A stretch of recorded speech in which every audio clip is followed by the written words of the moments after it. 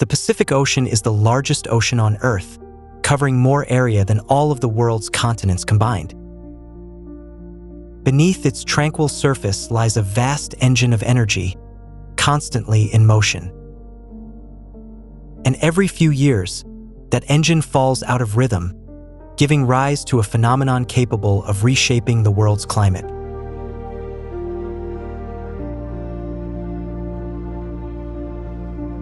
It is called El Niño, the little boy in Spanish, a name given by Peruvian fishermen to the unusually warm ocean current that often appeared around Christmas. Yet behind that simple name lies one of the most powerful climate patterns on Earth. It is not a storm, it is a shift in the rhythm of the entire ocean.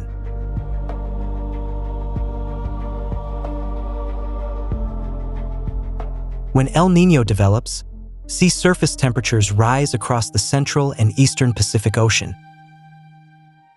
Even a relatively small increase in ocean temperature can transform entire marine food webs and affect the lives of millions of people. This is the story of how a single body of warm water can shake an entire planet.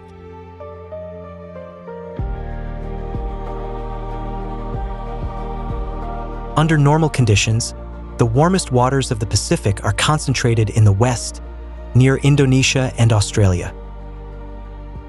Steady trade winds blow from east to west, pushing warm surface water toward that side of the ocean. This balance has existed for thousands of years.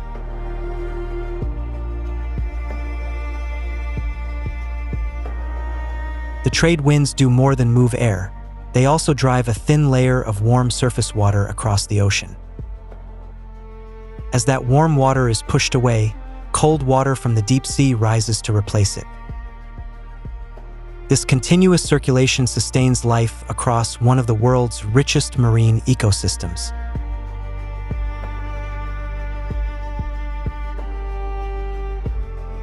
Off the coasts of Peru and Ecuador, cold, nutrient-rich water rises to the surface in a process known as upwelling. It creates one of the most productive marine environments on Earth. But when El Niño arrives, this vital process is one of the first things to be disrupted.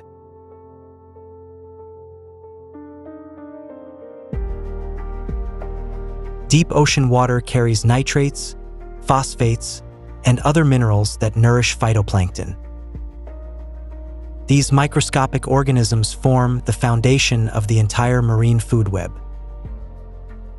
Without upwelling, there is no phytoplankton. Without phytoplankton, there are no fish.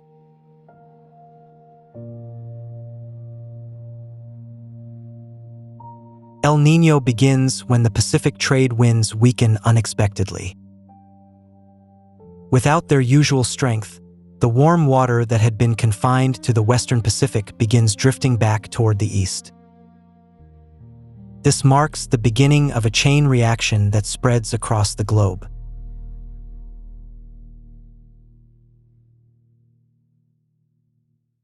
Over the course of several months, the warm water that was once confined to the western Pacific spreads across the Central Ocean. Sea surface temperatures in many areas can rise by 1 to several degrees Celsius.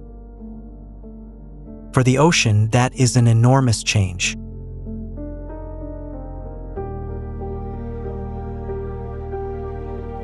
The boundary separating the warm surface layer from the colder water below is known as the thermocline. During El Niño, the thermocline sinks much deeper into the ocean. The cold, nutrient-rich water is pushed too far below the surface to rise through the warm layer above.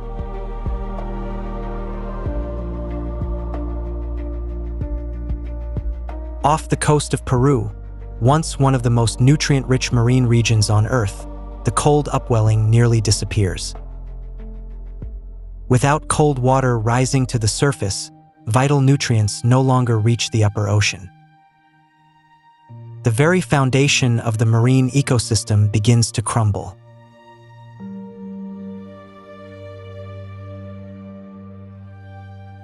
This is where the real story begins beneath the ocean's surface. Phytoplankton, tiny organisms almost invisible to the naked eye, form the foundation of every marine food web. They depend on both sunlight and nutrients, and El Niño threatens this delicate balance.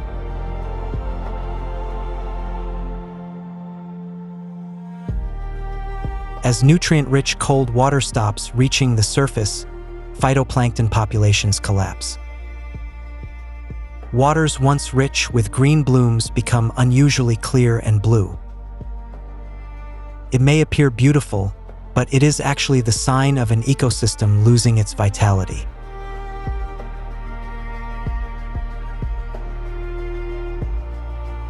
Zooplankton, which feed on phytoplankton, decline as well. They are the primary food source for small fish, shrimp, and countless marine larvae. When one link in the food chain breaks, every level above it begins to suffer.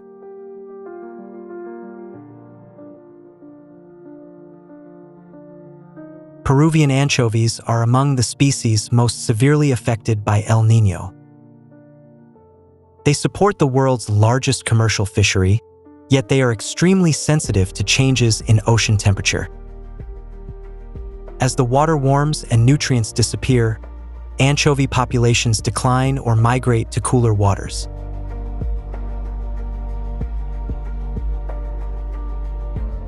As their food supply disappears, anchovies are forced to migrate in search of colder, nutrient-rich waters.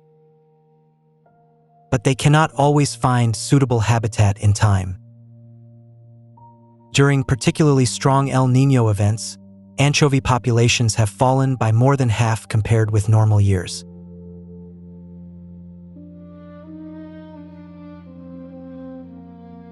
For hundreds of thousands of fishermen along the coasts of Peru and Ecuador, this is far more than an ecological story. It is a story of livelihoods, of fishing trips that return with almost empty nets. A single powerful El Niño can severely disrupt the fishing industry across an entire region.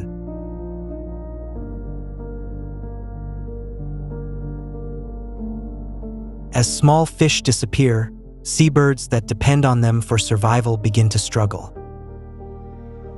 Many seabird populations in Peru have suffered dramatic declines during strong El Niño years. Some are forced to fly much farther in search of the little food that remains.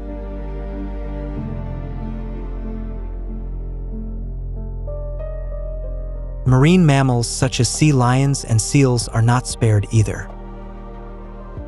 As fish become scarce, so does their food supply, placing young animals at particular risk. During severe El Niño years, the survival rate of newborn pups can decline dramatically.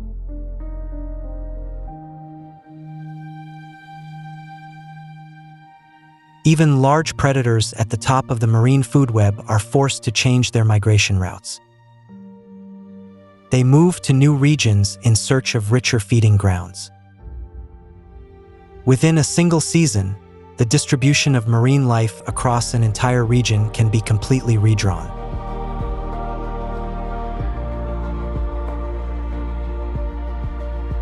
Looking back at the entire chain of events, one truth becomes clear: everything in the ocean is interconnected. A small disruption at the base of the food web can ripple upward to affect even the largest marine animals. That is why El Niño is considered one of the most significant ecological events in the world's oceans.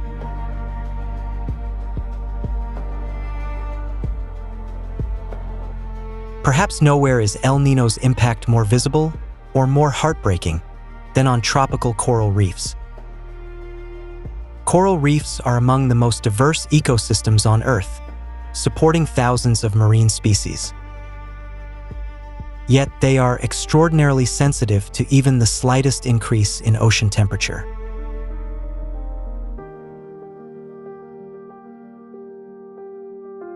Inside every coral polyp live microscopic symbiotic algae called zooxanthellae. Through photosynthesis, They provide food for the coral while giving reefs their brilliant colors. It is one of the most remarkable and essential partnerships in the natural world.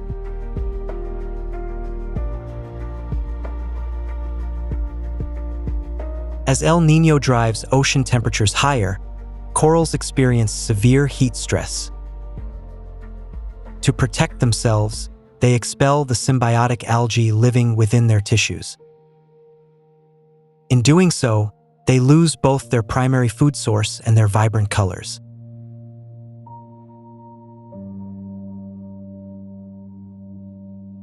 This process is known as coral bleaching.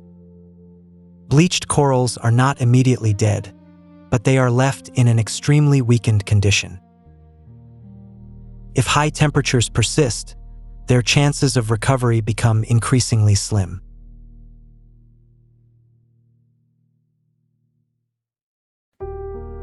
When heat stress lasts too long, many coral reefs cannot recover and gradually die. A dead reef may take decades or even centuries to rebuild naturally. And when corals disappear, thousands of species that depend on them lose their habitat as well.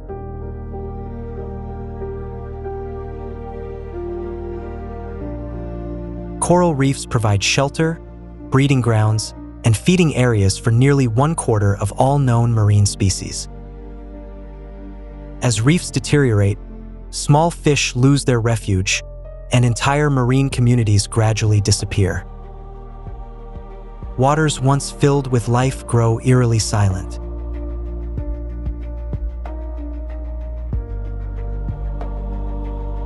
Human-driven climate change is steadily warming the world's oceans.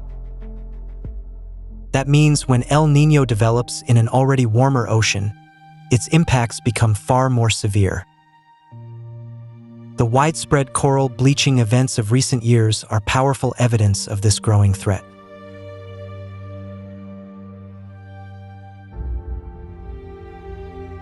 El Niño's influence extends far beyond the ocean through teleconnections, long-distance links within Earth's climate system. Changes in atmospheric pressure and air circulation over the Pacific can send climate signals around the globe. A small shift in one region can trigger major consequences thousands of kilometers away.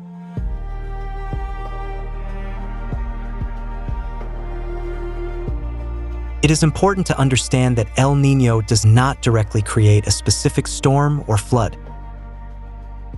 Instead, it changes the probability of extreme weather occurring in different parts of the world. That is why climate scientists speak in terms of probabilities rather than certainties.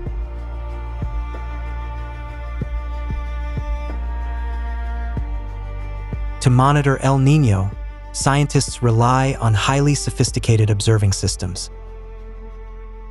Satellites measure sea surface temperatures and sea levels across the Pacific every single day. Even a change of just a few centimeters in sea level can provide an important early signal.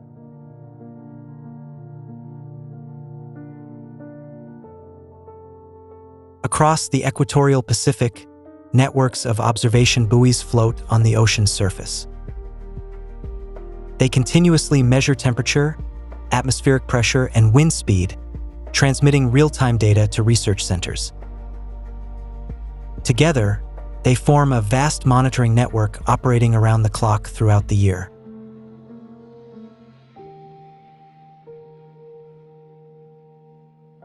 Far beneath the surface, thousands of autonomous Argo floats dive hundreds of meters deep to measure temperature and salinity. They then rise to the surface, transmit their data via satellite, and repeat the cycle over and over again. This allows scientists to observe the ocean's full thermal structure, not just its surface.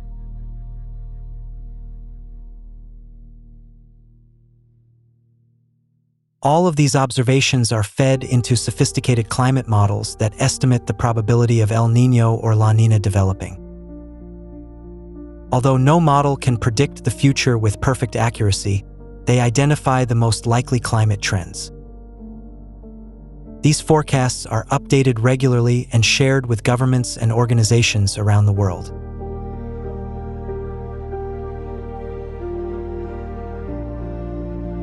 The goal of forecasting El Niño is not to stop it. Humanity simply cannot. Instead, forecasts allow farmers to prepare for unusual growing seasons by adjusting crops and planting schedules. An early warning issued just a few months in advance can save an entire harvest.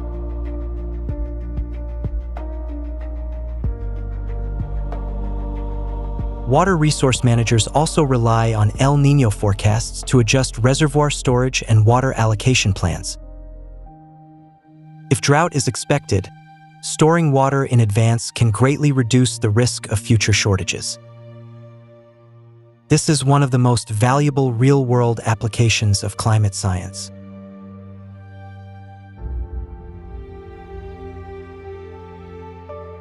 The fishing industry also follows these forecasts closely to adjust harvesting plans.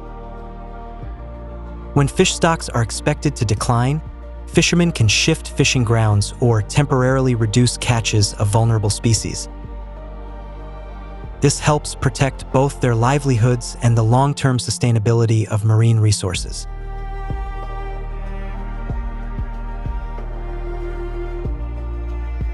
On a broader scale, warnings for droughts, floods, and extreme heat also depend heavily on El Niño forecasts.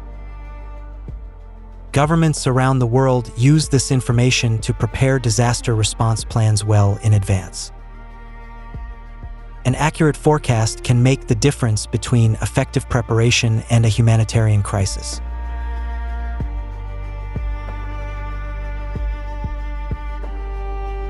El Niño is a natural phenomenon that existed long before humans began recording it. Today, however, it no longer unfolds on the same Earth as before. It now occurs on a planet that has been significantly warmed by human activity.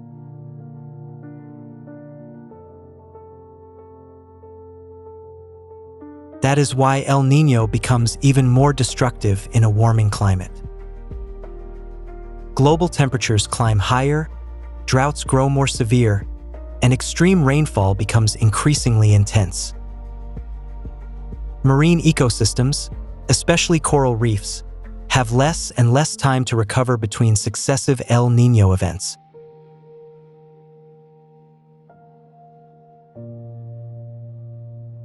Scientists have identified a troubling trend. Strong El Niño events appear to be occurring more frequently in recent decades. The recovery time between major events is also becoming shorter. This places even greater pressure on ecosystems that are already under stress.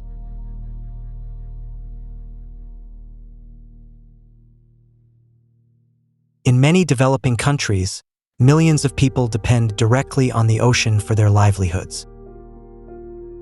For them, El Niño is far more than a scientific phenomenon. It can mean the difference between a year of stability and a year of hardship. That is why studying and forecasting El Niño is vital for the resilience of countless communities.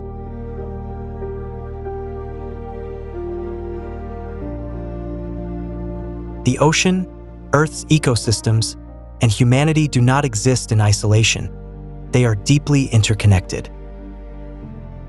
El Niño is one of the clearest demonstrations of that connection, showing how the movement of a single body of warm water can influence the entire world. Understanding it is not about controlling nature, but about learning to live in harmony with the rhythms of our planet.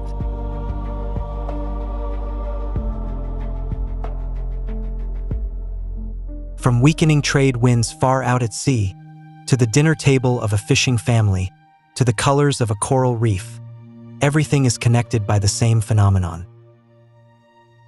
El Niño reminds us that Earth is a single, interconnected system where every change echoes far beyond its point of origin. And within that system, the ocean remains at its very heart.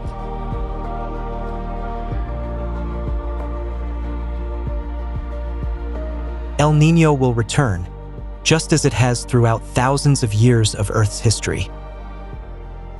But with everything humanity has learned, monitoring it and preparing in advance have never been more important.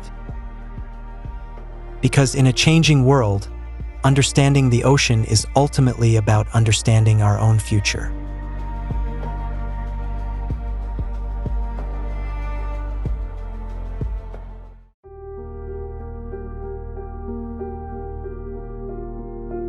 In the middle of the Atlantic Ocean lies a region known for centuries, yet never fully understood.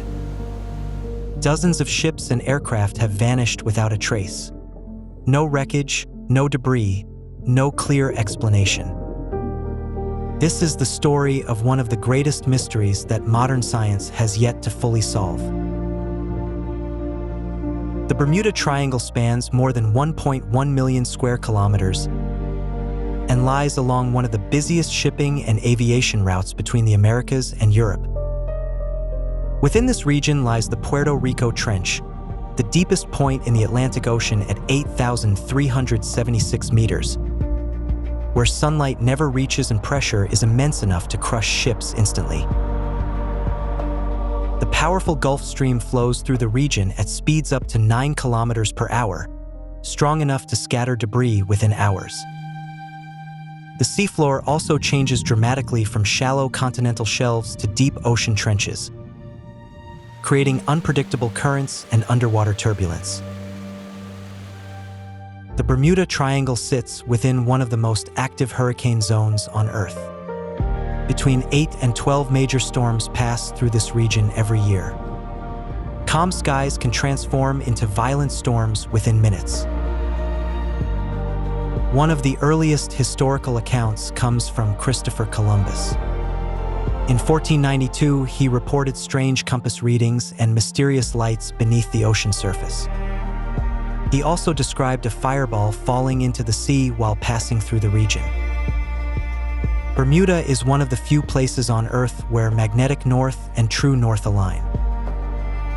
This unusual phenomenon can confuse navigators unfamiliar with the region. The Bermuda Triangle lies near the boundaries of several tectonic plates. Underwater earthquakes and volcanic activity can cause sudden disturbances beneath the ocean floor. Weather satellites have observed unusual hexagonal cloud formations in the region. Scientists believe these clouds may generate powerful air bombs, intense downdrafts that strike the ocean surface. Massive methane hydrate deposits exist beneath the seafloor. When released suddenly, the gas bubbles can reduce water density, potentially causing ships to lose buoyancy and sink rapidly. Since the 1800s, more than 50 ships and 20 aircraft have reportedly disappeared in the Bermuda Triangle, taking over 1,000 lives with them. On December 5, 1945, Flight 19, a squadron of 5 TBF Avenger aircraft, departed from Fort Lauderdale on a routine training mission. 14 experienced pilots, clear weather, and full fuel tanks. There was no reason for concern. None of them knew this would be their final flight. All 5 aircraft disappeared without a trace, leaving behind no wreckage. 2 hours after takeoff, the leader of Flight 19 transmitted a distress message. "We cannot determine our position. We don't know where we are. The ocean looks strange." The compasses on all 5 aircraft began spinning wildly. The final signal was recorded at 7:04 p.m.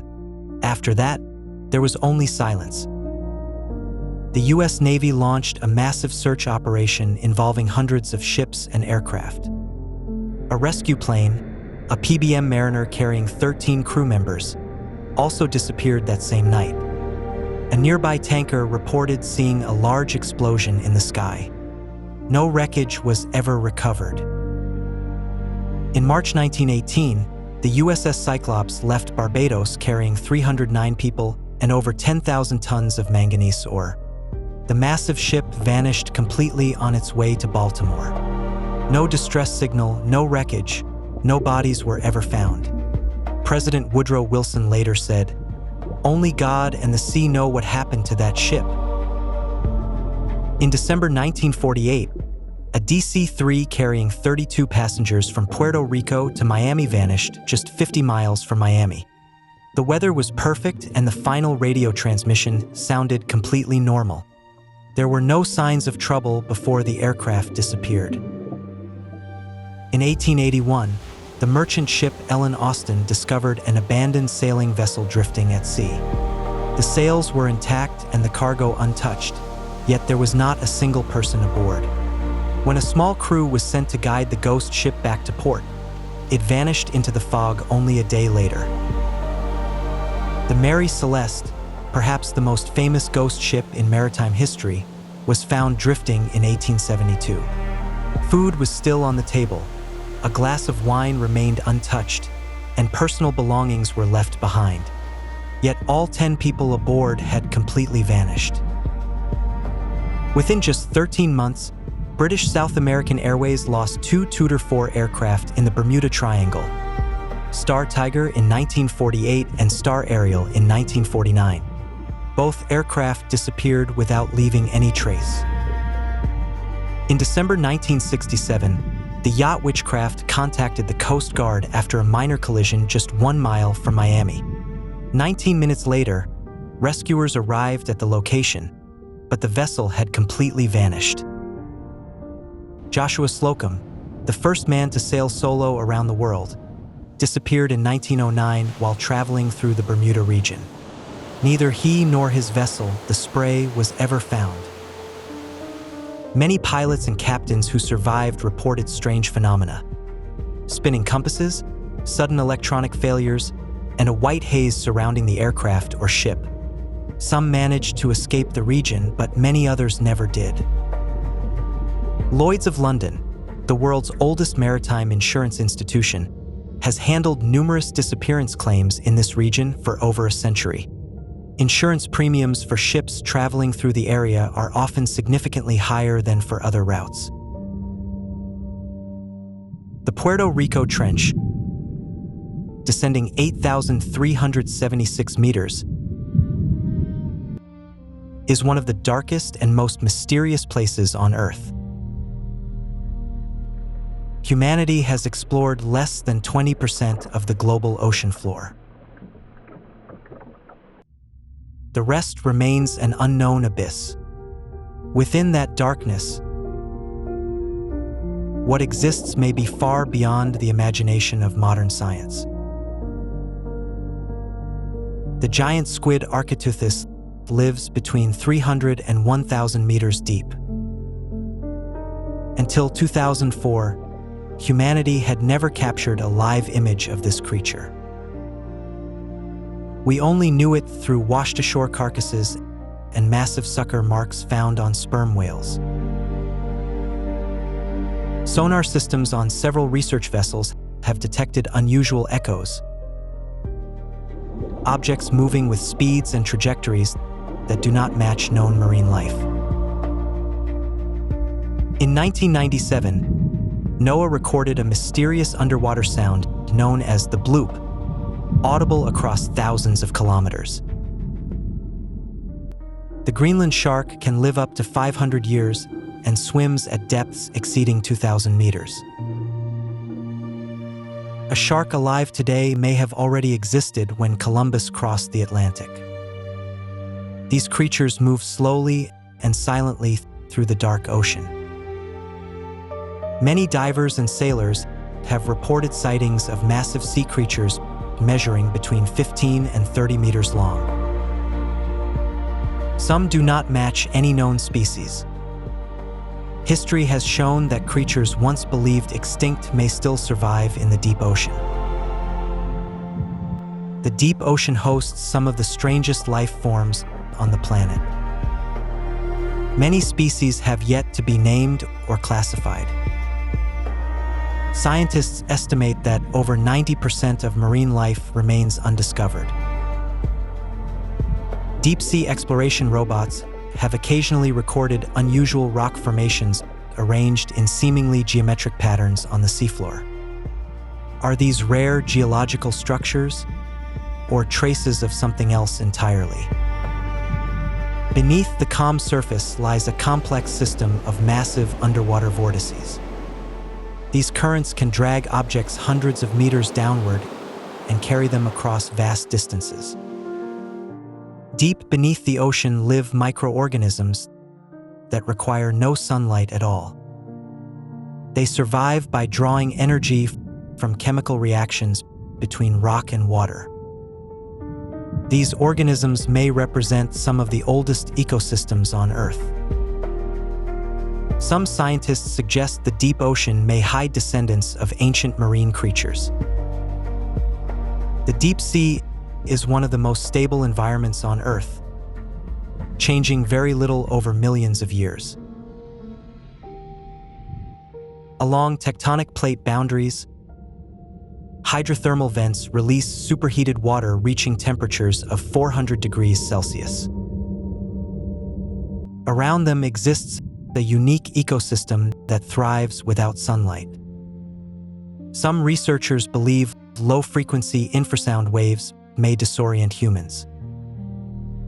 These frequencies can influence the brain and visual perception, creating confusion and panic. Scientific expeditions reveal that the deep ocean remains the largest unexplored frontier on Earth. In fact, scientists often admit that humanity knows more about the surface of Mars than about the depths of our own oceans. In 1968, diver Joseph Valentine discovered the Bimini Road, massive limestone blocks arranged in a straight line beneath the waters near Bimini in the Bahamas. The formation stretches nearly 800 meters, with some stones weighing up to 25 tons. Some geologists argue the formation is natural beach rock fractured over time. However, others point out that several stones have sharp angles and flat surfaces resembling human construction. 12,000 years ago, global sea levels were about 120 meters lower than today. Vast regions now submerged beneath the ocean were once dry land. Sonar images of the Bahamian seafloor reveal unusual geometric patterns, squares and rectangles hidden beneath sand and coral. Some researchers believe these formations resemble ancient structures. Some sonar reports have suggested the presence of pyramid-like structures beneath the ocean near Bermuda. If confirmed, they could be larger than the Great Pyramid of Giza. Some researchers believe the positions of ancient pyramids around the world may align along specific meridian lines. The philosopher Plato once wrote about Atlantis, a powerful civilization in the Atlantic Ocean that vanished beneath the sea after a catastrophic disaster. Some divers have reported hexagonal stone pillars arranged in circular formations on the Bahamian seabed. Their geometric shapes raise questions about their origin. Independent researchers have claimed to find stone tools and ceramic fragments beneath the Caribbean seafloor. If verified, these artifacts could date back more than 10,000 years. Edgar Cayce once predicted that remnants of Atlantis would be discovered near Bimini in the late 1960s. In 1968, the Bimini Road was found. Some authors have proposed that ancient technology might generate energy fields capable of disrupting electronic devices. However, this idea is not supported by mainstream science. In 2001, a research team reported discovering large underwater structures off the coast of Cuba at a depth of around 700 meters. Sonar images appeared to show shapes resembling streets and plazas. Some researchers believe that certain seabed survey data has never been widely released. This has fueled speculation about what might truly lie beneath the region. High-resolution sonar, deep-sea robots, and artificial intelligence are now helping scientists explore the ocean in unprecedented detail. The Bermuda Triangle remains there, calm and mysterious in the Atlantic Ocean. What lies beneath its deep blue waters may remain one of the greatest mysteries of the sea.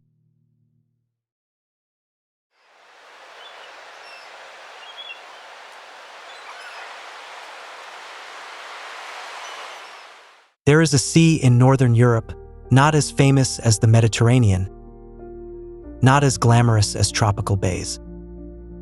But it is alive, it breathes, and it never truly stands still.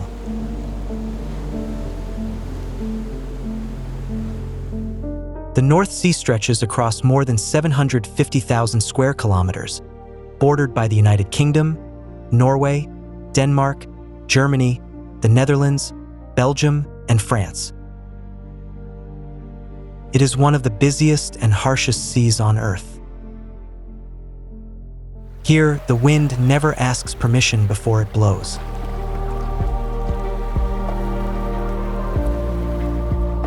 The weather here changes without warning. A morning may begin with pale sunlight and end beneath a storm rolling in from the Atlantic. The people who live beside the sea learn to read the sky like pages in a book.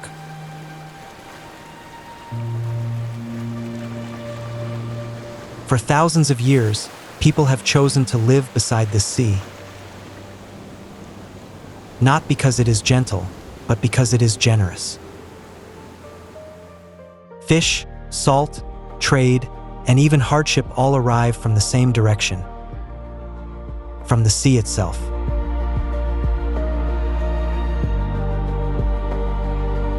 The white cliffs of Dover, an icon of Britain, are also a reflection of the North Sea's power. Every day, waves carve away a little more limestone, eroding the coast grain by grain. Never rushing, never stopping.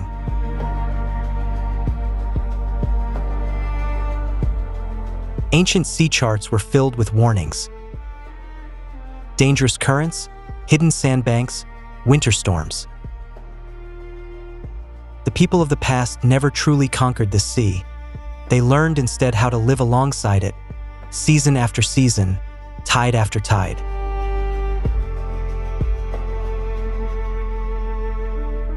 From above, the Dutch coastline looks like an endless negotiation between humanity and the ocean. On one side, the water pushes inward. On the other, the dikes push back. And this negotiation has continued for centuries.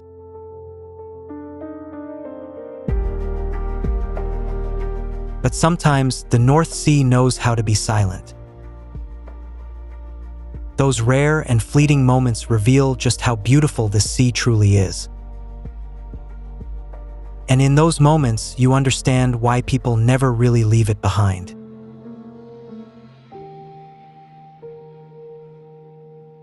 Along the western coast of Denmark, sand is not a foundation. It is something constantly in motion. Millions of tons of sand drift with the currents each year, redrawing the coastline like an artist endlessly reshaping a masterpiece.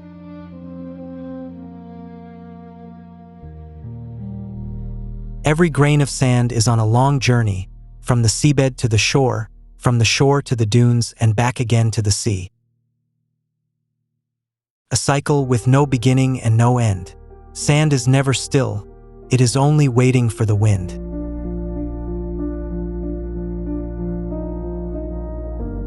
The Rubjergnud lighthouse once stood near the shoreline to guide ships at sea. But the dunes kept advancing until, in 2019, the entire lighthouse had to be moved by crane. It was not the sea that swallowed the lighthouse. It was the sand carried by the wind.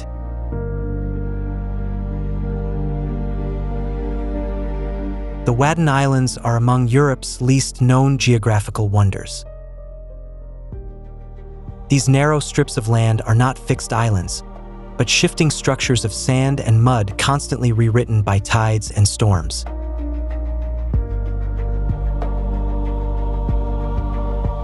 Swlt Island loses an average of 1 meter of width every year along its western coast. This is not a metaphor, it is measured reality. Over 2 centuries, hundreds of meters of land have disappeared beneath the sea. Old maps are no longer accurate.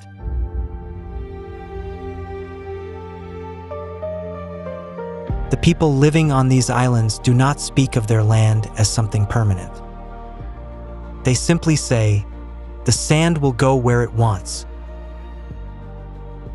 It is not surrender, but wisdom learned through generations of watching the islands change shape.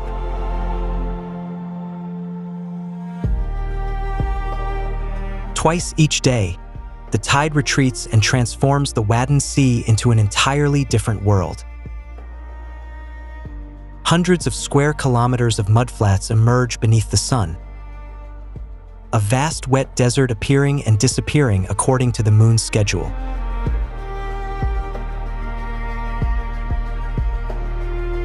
Blavand, the westernmost point of Denmark, is where 2 ocean currents meet.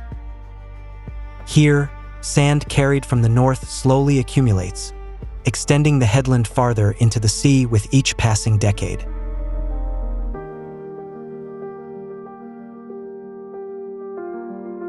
Standing on these dunes at sunset, the boundaries between earth and sky, sand and water, present and past all begin to fade away.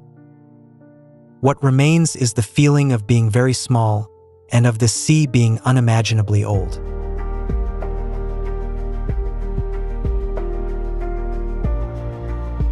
In 1932, the Netherlands completed one of the boldest engineering projects in human history.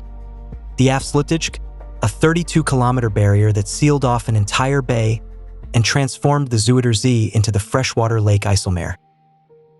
This was not construction, it was a declaration of war against the sea.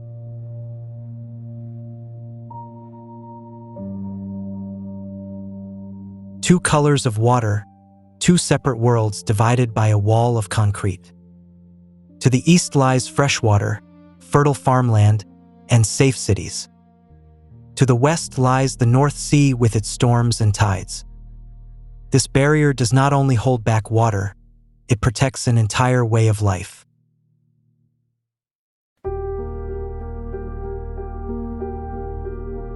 But the ocean never fully surrenders. On the night of January 31st, 1953, a historic storm struck the Netherlands and shattered hundreds of dikes. Nearly 1,900 people died. Entire villages vanished beneath the sea in a single night. And afterward, the Dutch rebuilt, stronger than ever before.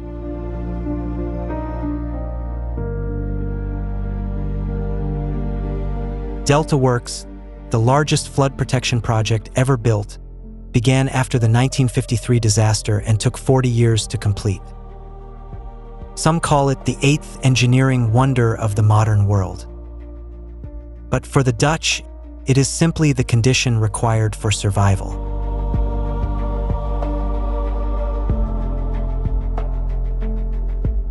A lighthouse is not merely a tower of light. It is an admission that these waters are dangerous and people need warning. Every lighthouse along the North Sea marks a place where ships were lost and lives disappeared. Its turning light is not a greeting, but a caution.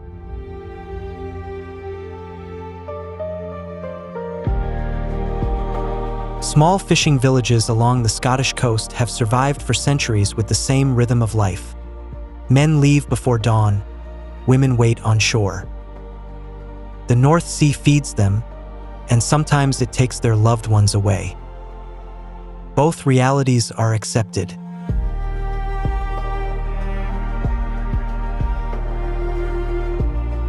Kronborg Castle, where Shakespeare set the story of Hamlet, was built to control the narrowest passage between the North Sea and the Baltic.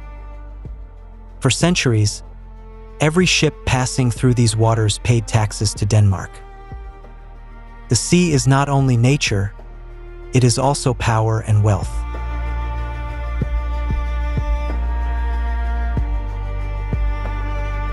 The 20th century brought a new form of extraction: oil and natural gas from beneath the North Sea.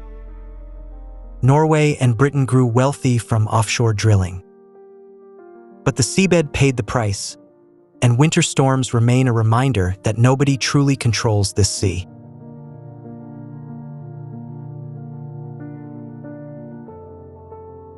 And now humanity has found another way to harvest the North Sea, by collecting the wind itself. Thousands of offshore turbines are transforming waters once seen as obstacles into a source of green energy for all of Europe. Once again, the North Sea has become the future.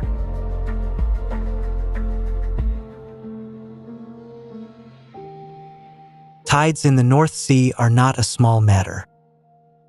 In some places, the difference between high and low tide reaches 10 to 12 meters. The same beach, the same coordinates, yet only 6 hours apart, it becomes two completely different worlds.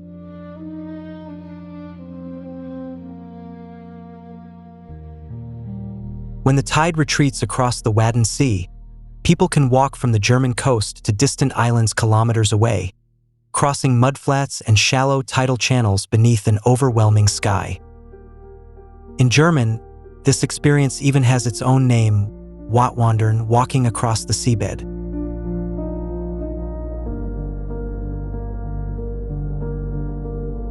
The mudflats may appear empty, but beneath every square centimeter lies a dense living community.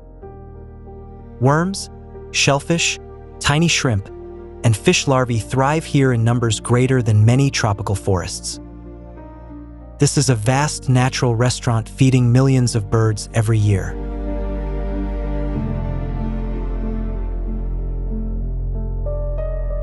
Fishermen in the small harbors of Cornwall and Yorkshire are used to seeing their boats sleeping on the sand twice a day.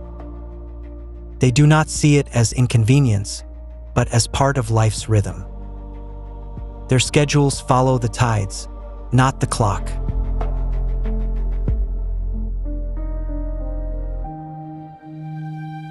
From above, the tidal channels winding through the salt marshes resemble the veins of a giant living creature. Water flows in and out with every tide, carrying nutrients, oxygen, and life into every corner of the marsh. This is not a dead landscape, it is a beating heart.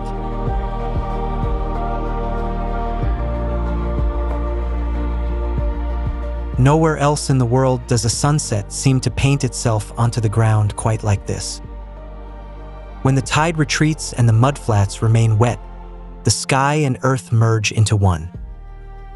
Standing there feels like floating between two heavens.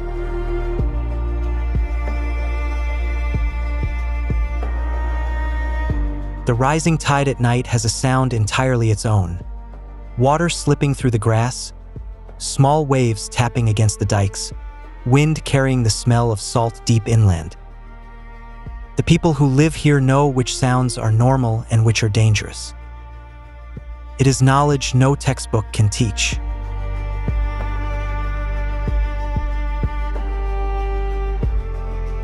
Every year, more than 10 million migratory birds stop at the Wadden Sea to refuel before continuing toward Africa or the Arctic. It is the most important resting point along the Atlantic Flyway, an airport without a roof, operating continuously from March to October.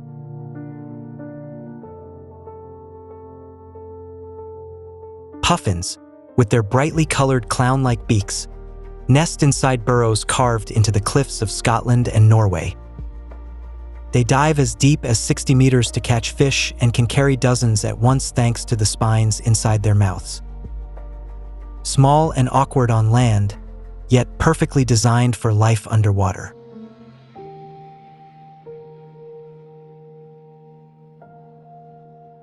Gray seals are among the oldest inhabitants of the North Sea. Weather, tides, and tourists hardly seem to disturb them. Resting on the sand, they resemble forgotten stones scattered across the shore, yet their dark, wet eyes quietly watch everything around them.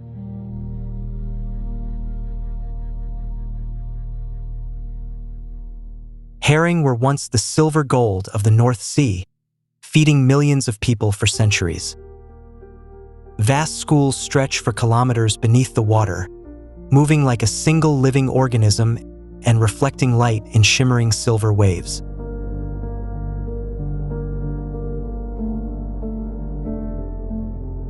Summer brings jellyfish closer to the shores of the North Sea. These nearly transparent creatures, with no brain, no heart, and no bones, have existed almost unchanged for more than 500 million years. They do not swim, they drift. And within that drifting exists a strange beauty beyond ordinary language.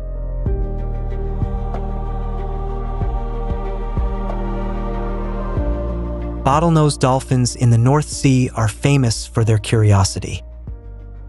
They often approach boats on their own, riding the waves at the bow as if playing. In Northern European fishing culture, seeing dolphins is considered a good omen. No one truly knows why they do it, and that mystery is part of what makes them fascinating.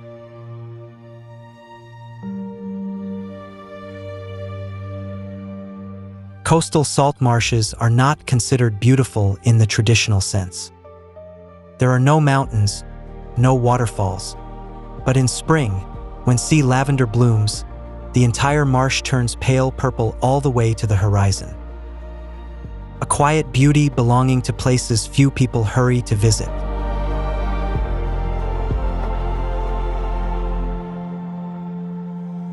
Beneath the restless surface lies a completely different world, slower, quieter, and stranger. Sea urchins, starfish, lobsters, and kelp forests form an ecosystem that most people never truly see, even if they spend their entire lives beside the sea.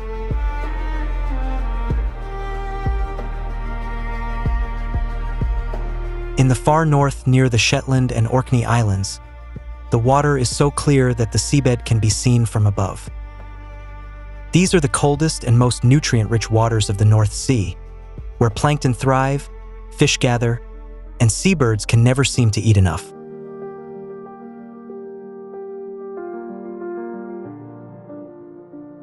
There are beaches along the North Sea so vast that you can walk for an entire day without seeing another person. Not because the place has been forgotten, but because the shoreline is simply too wide, too straight, too endless to ever be filled by people. Out there, solitude is not sadness, it is simply the natural state of things.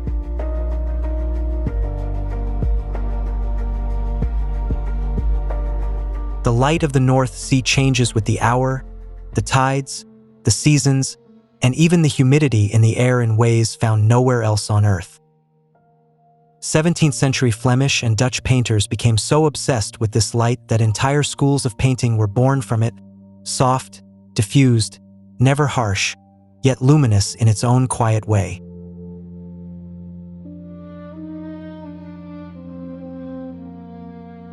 Winter in the North Sea is the season of Atlantic storms crashing directly into the coast. Waves reaching 15 meters are not uncommon. During those days, fishermen stay home, listening to the wind howl outside while they wait. That too is part of life here.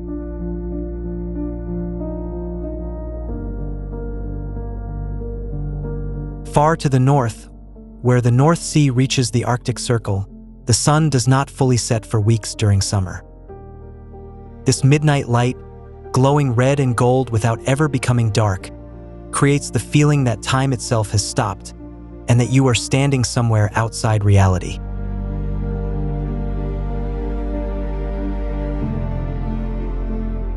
The Orkney Islands, inhabited for more than 5,000 years, possess a landscape so empty it becomes haunting. No tall trees can survive the wind. Stones lie scattered as if thrown there by giants. And within that extreme openness, you begin to hear sounds you never notice in city life.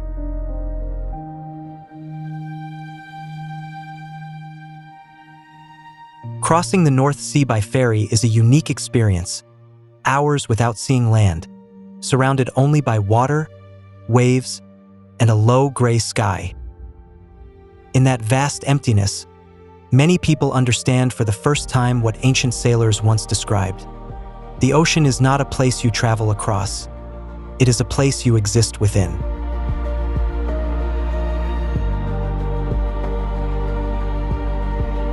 From high enough above, everything becomes visible at once. The rocky coast of Scotland in the northwest, the sandy islands of Denmark in the northeast, the Dutch sea barriers in the south, and the white cliffs of Dover in the southwest. One sea, many nations, many languages, many ways of life, all shaped by the same forces: water, wind, and tides.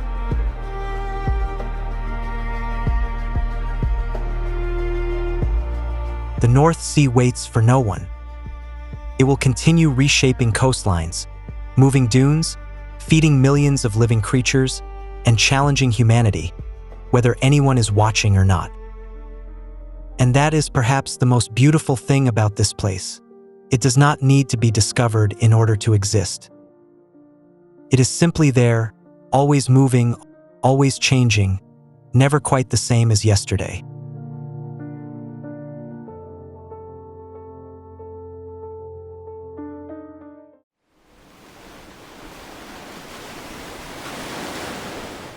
At sunrise, the Persian Gulf looks as if nothing has ever happened here.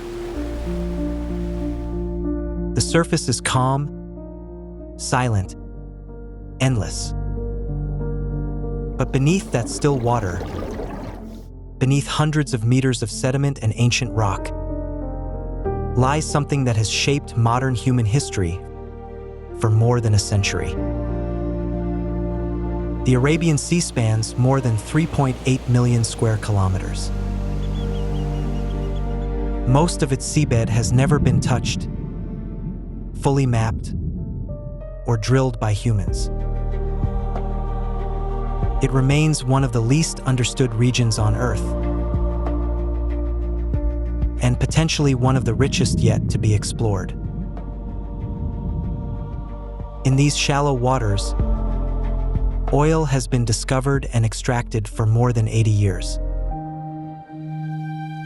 The Middle East's first oil wells lie just beneath, shallow, accessible, easy to reach.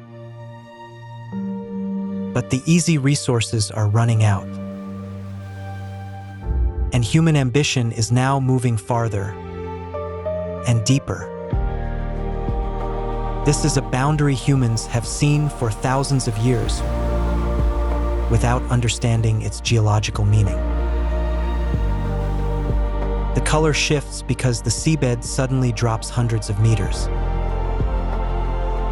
On one side lies the continental shelf, explored and known.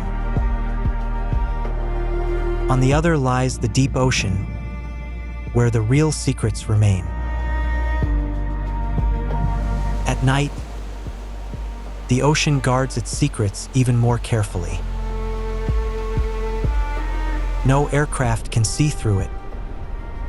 No satellite can penetrate its depths. What lies beneath is safer than any vault on land. And that is exactly why the most critical explorations happen in silence, often under the cover of darkness. From June to September, the southwest monsoon turns the Arabian Sea into a nightmare. Waves reach up to 5 meters, visibility drops near zero, and underwater currents become unpredictable. Deep-sea exploration is limited to the remaining 8 months, and every calm day comes at a cost. 50 meters deep, sunlight still exists. Colors still exist. Life still exists. But as you go deeper, everything changes. Light fades. Colors disappear.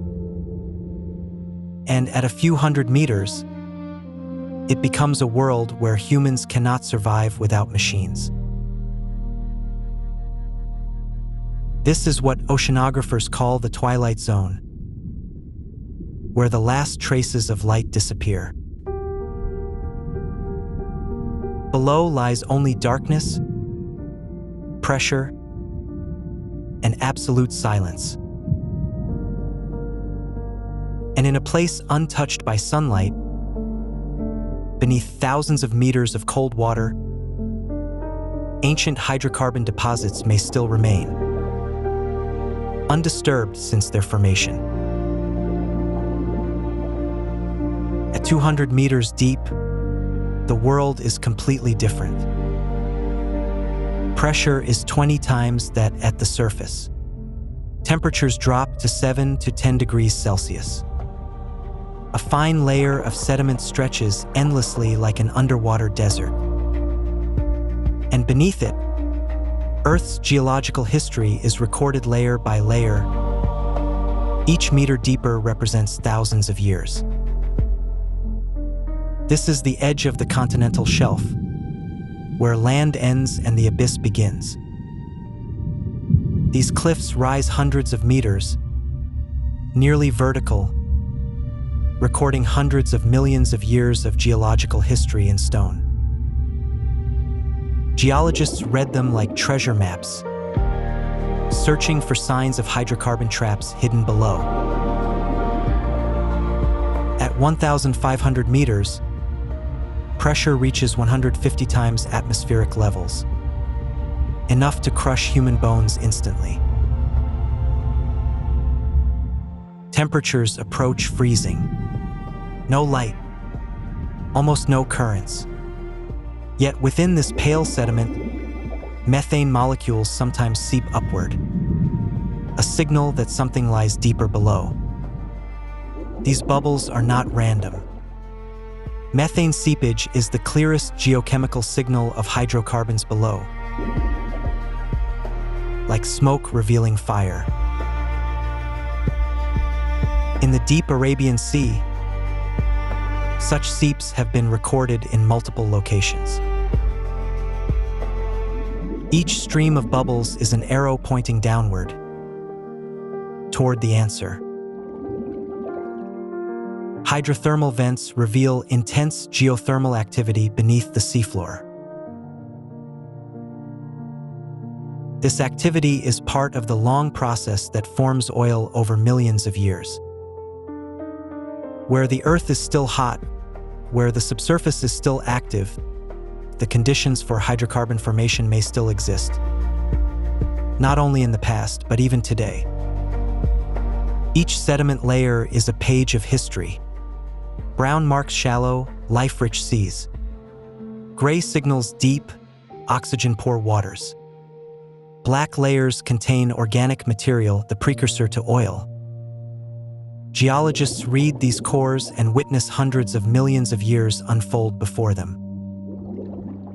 Even in total darkness, life persists.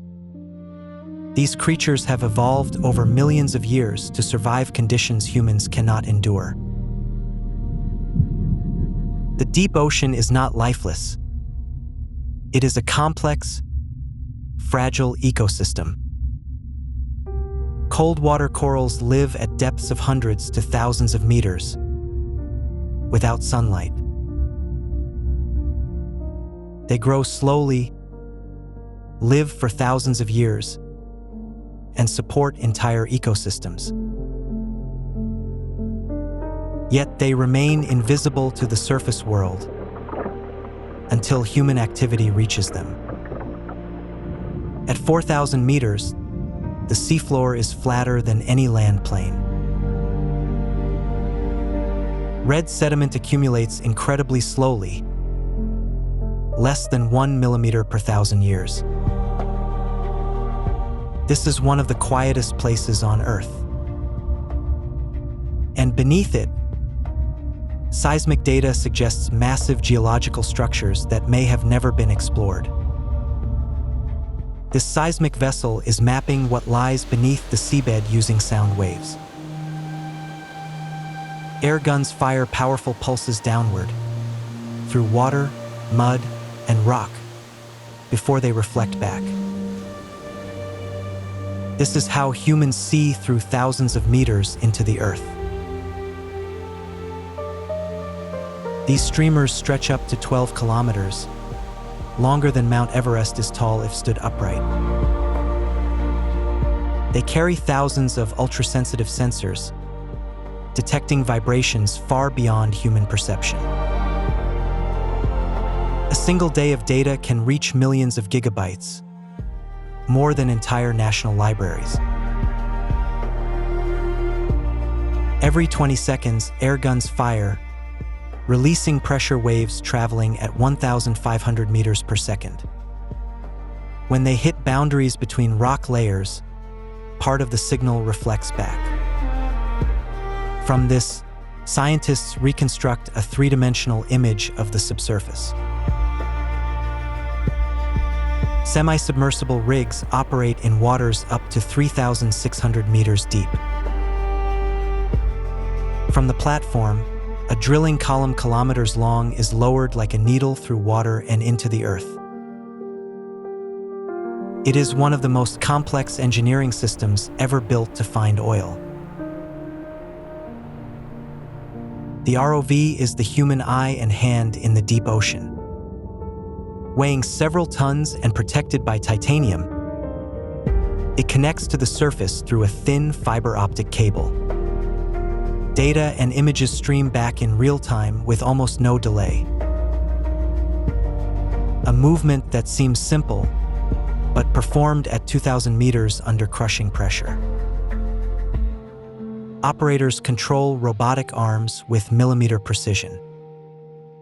This 1-meter core sample could hold answers worth billions of dollars. An FPSO processes, stores, and offloads oil entirely at sea. Can handle hundreds of thousands of barrels per day. In contested waters, its mobility becomes a strategic advantage fixed platforms cannot match. Each kilometer of deep-sea pipeline can cost over $10 million. These lines stretch hundreds of kilometers, linking wells to ships or shore. Repairing them is as complex as rebuilding a skyscraper underwater. Not every vessel at sea belongs to oil companies. Some are research ships operating quietly, collecting data never made public. And it is precisely that hidden data that raises the most questions. The Strait of Hormuz, a narrow stretch of water less than 50 kilometers wide at its narrowest point. Yet every day, around 21 million barrels of oil pass through it. Tankers move in organized lanes like highways at sea, carrying the energy that fuels the global economy. This is not just a shipping route, it is the main artery of the modern world. A VLCC, a very large crude carrier, can transport up to 2 million barrels of oil in a single journey.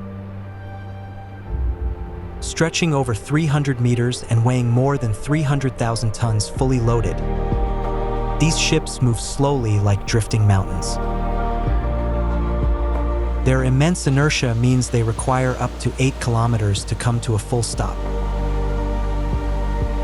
Every day, hundreds of these giants silently carry energy across the planet. It is no coincidence that the world's most powerful navies maintain a presence here. Every oil shipping route is a strategic corridor that must be protected. Every offshore platform is a potential target. In these waters, energy and military power are inseparable. This is conflict without gunfire. A vessel appears not to attack, but to assert presence, to signal ownership over the waters. And whenever geological data begins to reveal valuable resources, these silent confrontations become more frequent. The flames burning atop offshore platforms are flared gas. Natural gas released alongside oil but burned due to lack of transport infrastructure. From space, these flames glow like artificial stars. Each one is a clear signal oil is being extracted below. In deep waters, such flames have yet to appear, but that may soon change. On maps, maritime borders are just straight lines. In reality, they are invisible. Water does not recognize ownership. Fish do not carry passports. But when oil lies beneath disputed zones, those invisible lines become boundaries worth billions, and suddenly, they matter immensely. This is a common scene in disputed waters. A survey vessel enters a contested zone and is quickly intercepted. No weapons, no collision. Just a clear message. The data beneath this seabed is not meant to be shared. From the deck of a drilling vessel in the Arabian Sea, there is no land in sight, only endless water and sky. But beneath the ship, a drill string descends thousands of meters into the earth, searching for something that could reshape an entire region, or perhaps nothing at all. Hormuz is one of the busiest maritime routes on Earth. Hundreds of vessels pass through it daily. And if a new deep-sea oil field is confirmed to the south, that number will rise significantly. More opportunity, but also more risk. The Arabian Sea during storm season is one of the harshest environments for engineering on Earth. Waves rise to extreme heights, winds exceed 100 kilometers per hour, and underwater currents shift unpredictably. These forces can destroy any structure not built to perfection. It is one of the reasons why these deep waters remain largely unexplored. On the open ocean, every vessel is supposed to have an identity. But sometimes, there are ships that choose not to be seen. No clear flag, no AIS signal. They move through the darkness, appearing and disappearing from global tracking systems. And most notably, these gaps often occur in the deep Arabian Sea. AIS tracking systems can detect nearly every ship on Earth, but they are not perfect.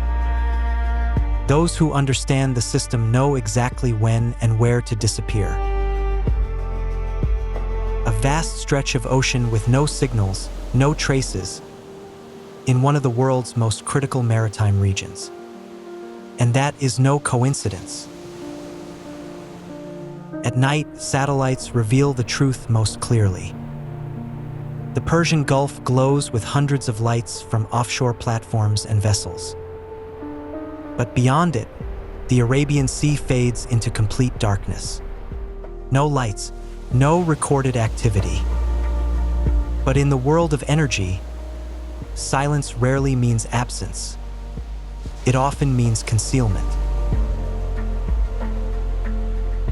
Beneath the surface, another world operates unseen. Military submarines move silently, collecting data, tracking signals, listening to every movement. In the deep-sea energy game, geological intelligence is as valuable as military intelligence. And nations are willing to go to great lengths to obtain it first. Sea fog hides everything, much like the world of deep-sea oil. The ships, the money, the power, it is all there. But no one sees the full picture. Each side sees only a fragment, or only what they are allowed to see. And within that fog, decisions are made that can reshape entire regions. From the Arabian deserts, massive sandstorms can sweep hundreds of kilometers out to sea, erasing visibility entirely. Surface operations come to a halt. But thousands of meters below, there is no storm, no wind. What lies beneath the seabed remains untouched by the chaos above. It has been there for millions of years, waiting. At sunset, offshore rigs appear almost beautiful, like silhouettes against a burning sky. But beneath that beauty lies a different reality. These machines drill deep into the earth, extracting resources that took millions of years to form. And every barrel brought to the surface is a piece of the past that will never return. Above the ocean, surveillance aircraft monitor every movement below. Every vessel, every platform, every anomaly is recorded. The data is analyzed, compared, and stored. In this world, almost nothing remains truly hidden, except for one thing: what lies deep beneath the seabed. From above, the Arabian Sea at dawn appears untouched by human hands. A flawless mirror reflecting a pale pink sky. Yet beneath that calm surface lie billions of tons of hydrocarbons, resting for hundreds of millions of years. The question has never been whether they exist, but who will claim them, and at what cost. The sea knows nothing of oil, nothing of money or power. Simply does what it has always done, moving, eroding, and reshaping the world. And when humanity is gone, the ocean will erase every trace. The only question is, before that happens, how much will we take? Every oil platform has an end. When the reserves run dry, these massive steel structures are dismantled, cut apart, and removed. The cost can reach billions of dollars. But what has been extracted never returns. On the seabed, only traces remain, steel memories of what once stood. Out at sea, there are moments when all boundaries disappear. Water and sky merge into a single horizon. And somewhere beneath that line, the answers remain hidden. Not in maps, not in political agreements, but within the silent layers of sediment far below.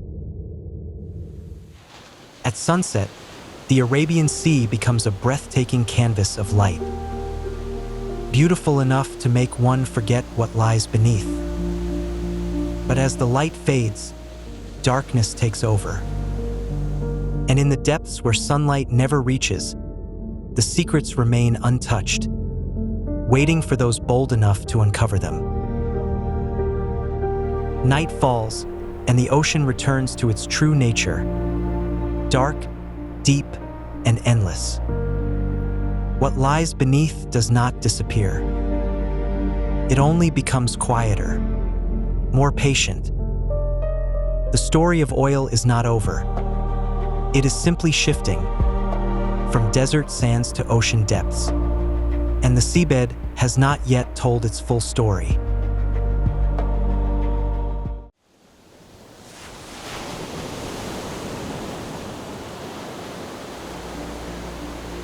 On the world map, there is a narrow strip of water less than 33 kilometers wide, so small it is easy to overlook.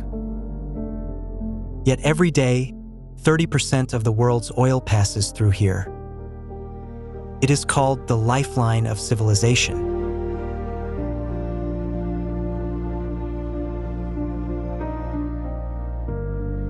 Every day, around 21 million barrels of oil silently pass through here, carried by massive tankers longer than 3 football fields.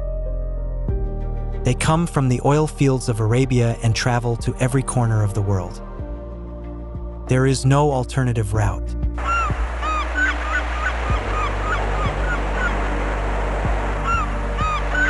The Strait of Hormuz lies between Iran and the Arabian Peninsula, a single gateway connecting the Persian Gulf to the Indian Ocean. Its full width is 33 kilometers, but the actual shipping lanes are only about 3 kilometers each way. It is one of the most closely monitored geographic spaces on Earth.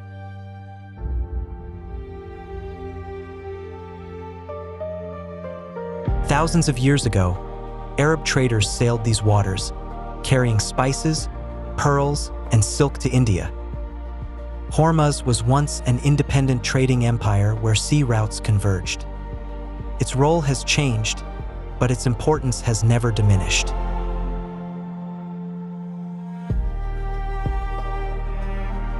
The human body can survive weeks without food and days without water, but only minutes without breathing. The global economy is the same. It can endure many shocks, but it cannot survive if Hormuz is closed. That is why this place is called the throat of the world.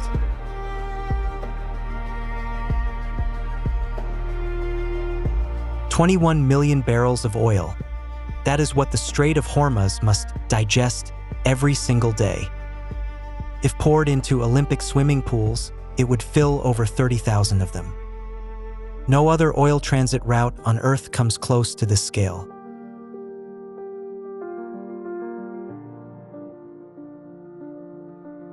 China is the world's largest oil importer, and much of it must pass through Hormuz. Every factory running, every car moving, every building being heated in China is tied to this narrow stretch of water. It is a geographic dependency Beijing has never been comfortable with.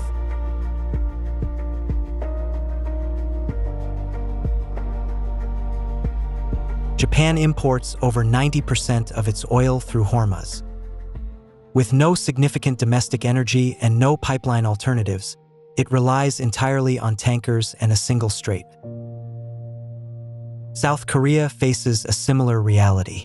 For both nations, Hormuz is not a choice, it is geographic destiny.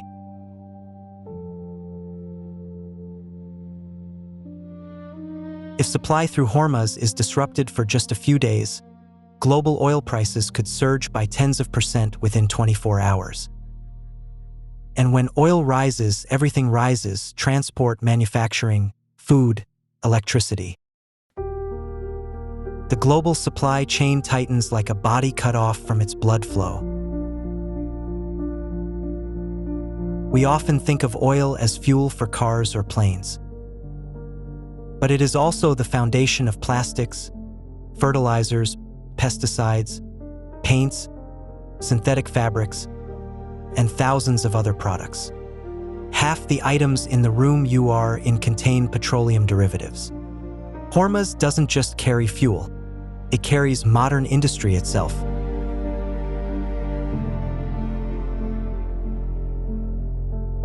India, one of the fastest-growing economies in the world, is also increasing its dependence on Gulf oil. The Jamnagar refinery processes over 1 million barrels a day, most of it arriving through Hormuz.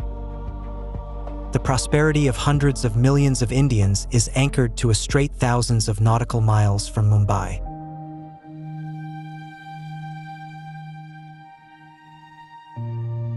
The northern shore of the strait belongs to Iran, the country that controls much of this strategic waterway.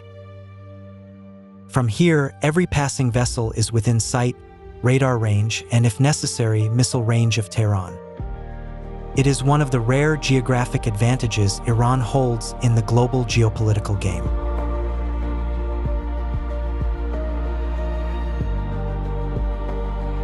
Along Iran's coastline, anti-ship missiles like Noor and Khalij-Fars are positioned on rugged mountain terrain.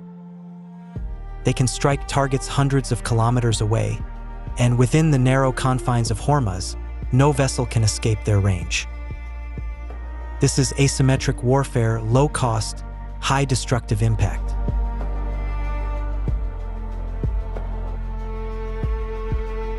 Iran does not rely only on exposed weapons. Inside coastal mountain ranges, underground bases carved into rock-house fast boats, missiles, and command centers. Satellite imagery cannot fully reveal them. Conventional bombs cannot easily penetrate them. This is a hidden card Iran holds, and its adversaries know it well.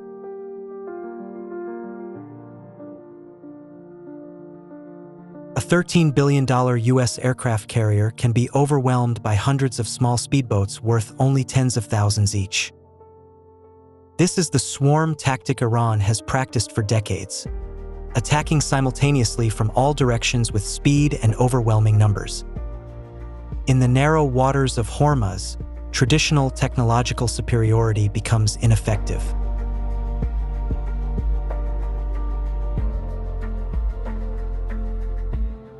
Beneath the strait, where no human eye can see, Iran could deploy thousands of naval mines within hours. A single mine can tear open the hull of a supertanker. And once a few ships are damaged or sunk, the entire route can be shut down, not by force but by fear. It is one of the most effective psychological weapons in Hormuz.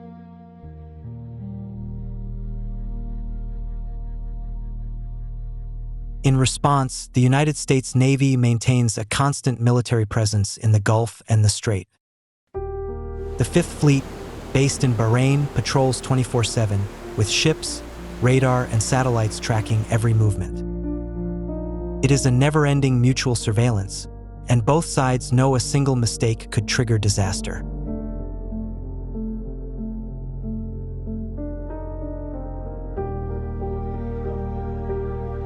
What sounds like a hypothesis has already happened multiple times. In 2019, several oil tankers were attacked near Hormuz, their hulls breached and crews thrown into panic. Oil prices spiked instantly, and global financial markets trembled. Just a few attacks, without full-scale war, were enough to trigger worldwide economic anxiety.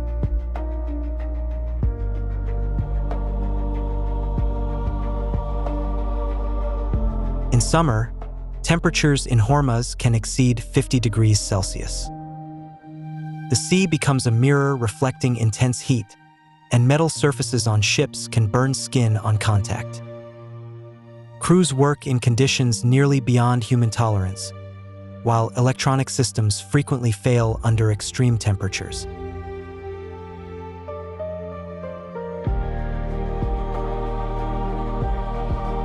From the Arabian Desert, massive sandstorms regularly sweep into the strait, reducing visibility from kilometers to zero within minutes.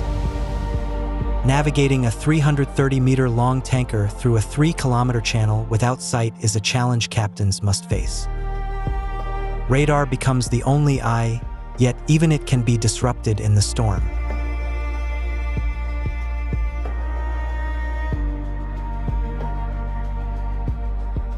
Hundreds of oil tankers operating simultaneously, burning low-grade heavy fuel, create a persistent haze over the strait.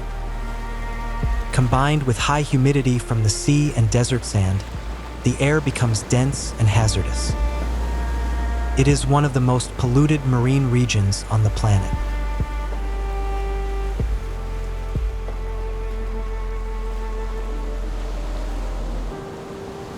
A supertanker requires 3 to 5 kilometers to come to a full stop. In Hormuz's narrow 3-kilometer shipping lane, that means there is no margin for error.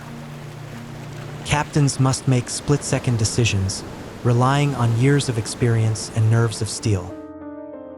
A single collision could sink hundreds of millions of dollars and trigger a devastating oil spill in these confined waters.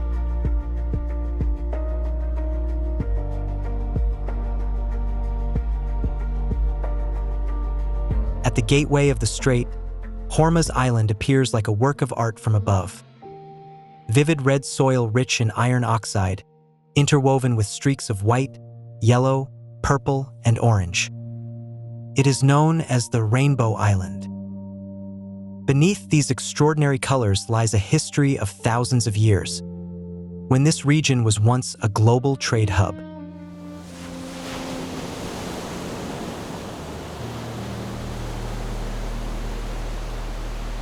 The people of Hormuz do something few places in the world can claim.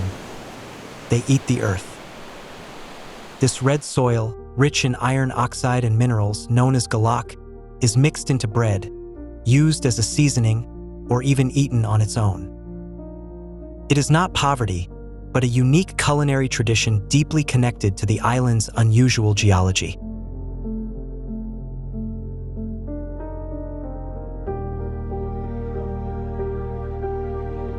Every morning, fishermen set out to sea on small wooden boats, following traditions passed down for centuries. And every morning, they share the water with steel giants over 300 meters long, carrying oil for the global economy. Two worlds could not be more different, yet they coexist on the same narrow stretch of water.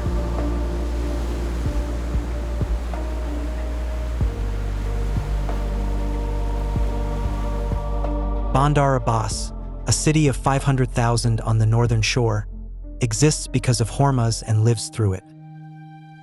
Its port is Iran's main trade gateway, where goods from around the world arrive and Iranian oil flows out. For the people here, geopolitics is not abstract. It is their jobs, their income, and their daily lives.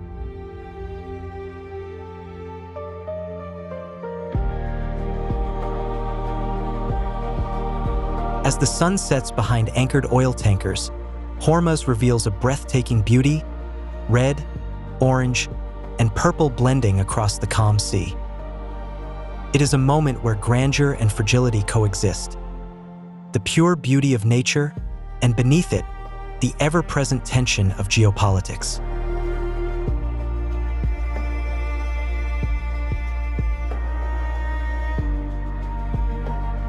Saudi Arabia and the UAE have built pipelines across the desert to reduce dependence on Hormuz.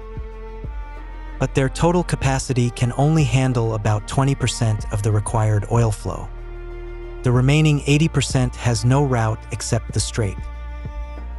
And building more pipelines? It would cost hundreds of billions of dollars, take decades, and face nearly insurmountable terrain challenges.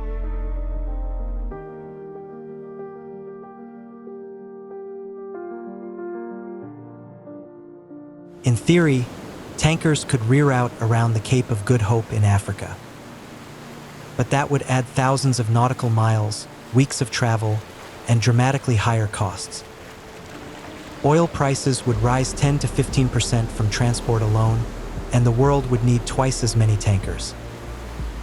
It is not impossible, just too expensive to be practical.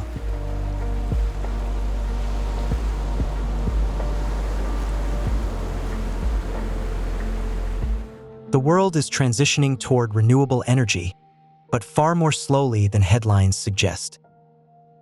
Oil will still dominate global energy at least until the mid-21st century.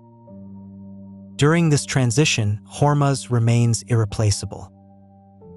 Dependency does not disappear overnight, it fades gradually over decades.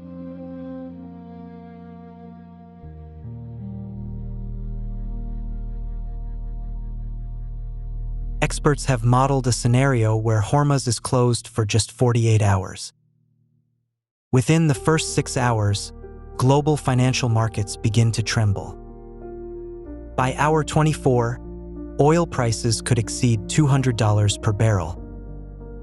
By 48 hours, some Asian governments may convene emergency cabinets. No war is needed, just 2 days of closure.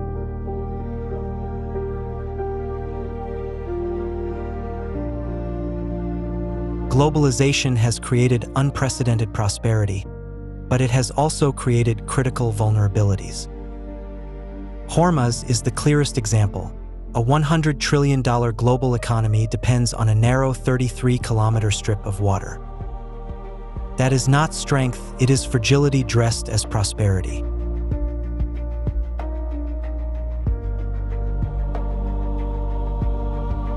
Every oil tanker that passes safely through Hormuz is the result of a delicate balance. between Iran and the United States, between Saudi Arabia and its neighbors, between geopolitical calculations and economic interests. Peace here is not luck. It is the product of constant restraint, day after day. And that restraint can break at any moment.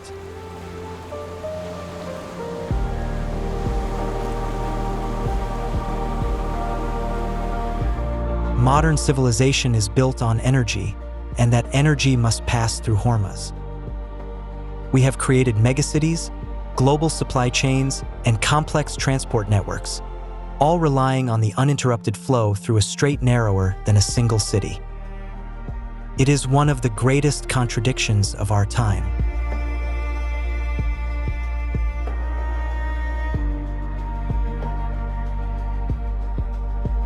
Every morning, Hormuz awakens and continues its work, quiet, unseen, yet indispensable.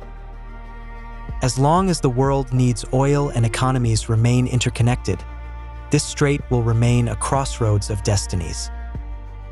A narrow 33-kilometer strip of water, small on the map, yet carrying the weight of an entire civilization.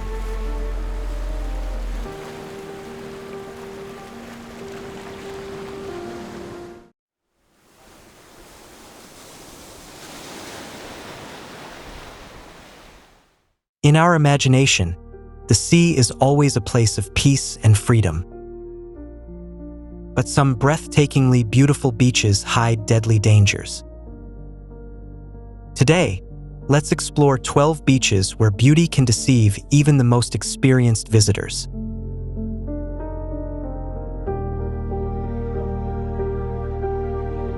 Danger isn't always visible on the water's surface. It can be a hidden current silently pulling you out to sea, a creature lurking beneath the clear waters, or even invisible toxins dissolved in every wave.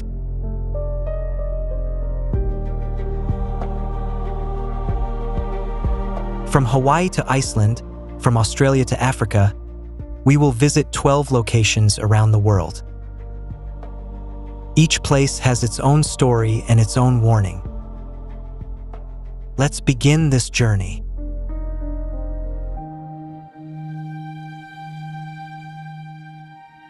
New Smyrna Beach in Florida, USA, looks like any other resort beach. But it carries a terrifying title, the shark bite capital of the world. Each year, it records more shark attacks than any other beach on the planet.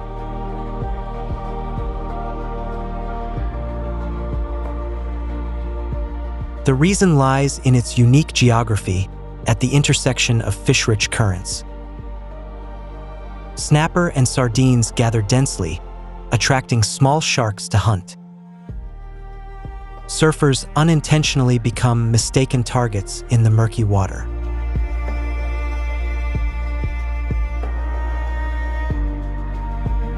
Most bites here are non-fatal, but leave lifelong scars. Experts advise avoiding swimming early morning or late evening when sharks hunt most actively. The calm appearance of New Smyrna is its most dangerous trap.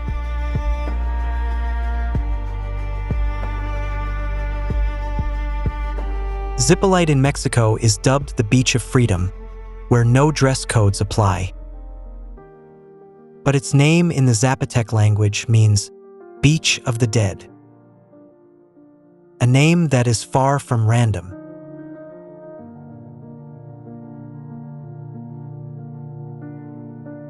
The seabed at Zipolite drops off abruptly, creating extremely strong offshore currents. Rip currents can pull an adult tens of meters out to sea in seconds. Each year, dozens of tourists drown here.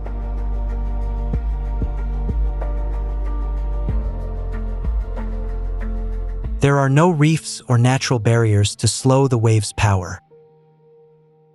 Even skilled swimmers can be overpowered by sudden pull. Zipolite is enchanting, but the ocean here does not forgive complacency.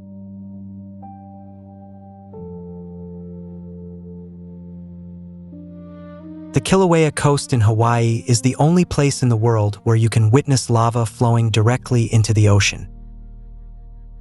The sight is surreal, attracting thousands of visitors every year.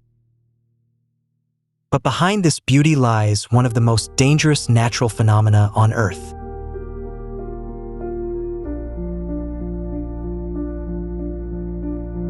When lava thousands of degrees hot meets seawater, it produces a toxic gas called laze.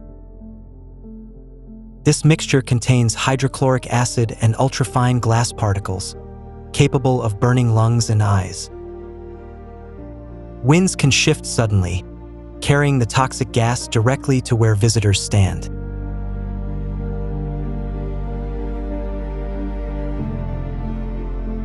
Besides toxic gas, the new lava-formed seabed is extremely unstable. There have been numerous incidents where coastal rocks suddenly collapse into the sea, taking nearby people with them. Kilauea proves that even nature's most spectacular beauty can be a harbinger of death.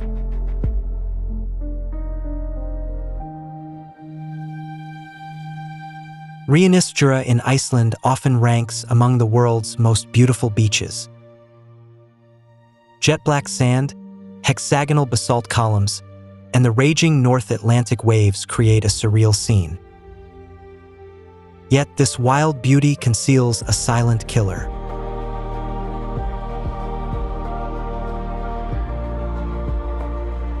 These are called sneaker waves, stealthy waves. They appear suddenly, much larger than preceding waves, and can sweep someone standing on the shore into the sea instantly. There are no warning signs before they arrive.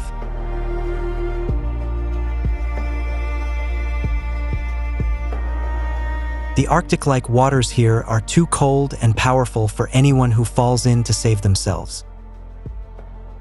Many tourists have died simply by stepping back to take a perfect photo. Reynisfjara reminds us that sometimes the most dangerous beauty is silent beauty.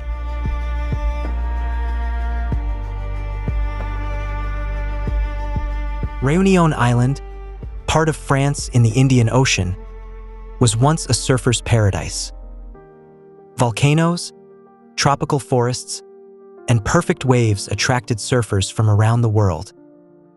But over the past decade, the island has become one of the global hotspots for shark attacks.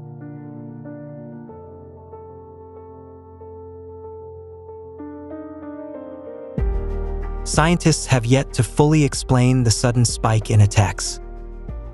Some hypotheses suggest that shark conservation measures increased their nearshore population. Bull sharks and tiger sharks, the two most dangerous species, appear frequently here.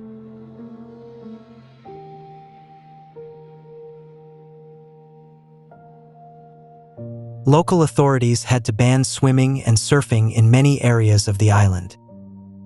Some water sports once symbolic of Réunion have nearly disappeared.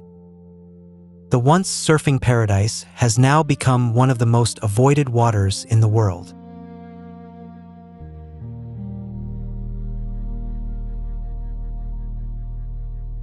Skeleton Coast in Namibia, true to its name, is the Coast of Bones. It is the graveyard of hundreds of ships, from old trading vessels to modern ships. A land where isolation and harshness have claimed countless lives.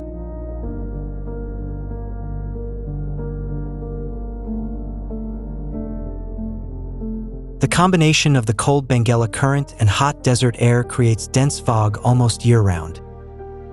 Near-zero visibility makes ships prone to hitting sandbanks. Even surviving a shipwreck, crews must face the arid Namib Desert beyond.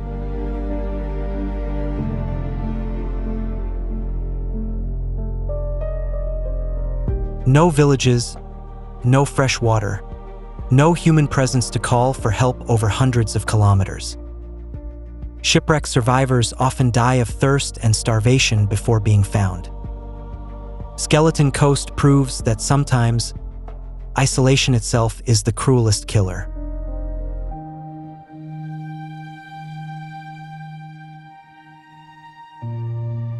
Chowpatty Beach, in the heart of Mumbai, India, hosts major religious festivals. Hundreds of thousands gather here each year during Ganesh Chaturthi to immerse clay idols in the sea. Yet beneath the bustling scene lies one of the most polluted waters in the world.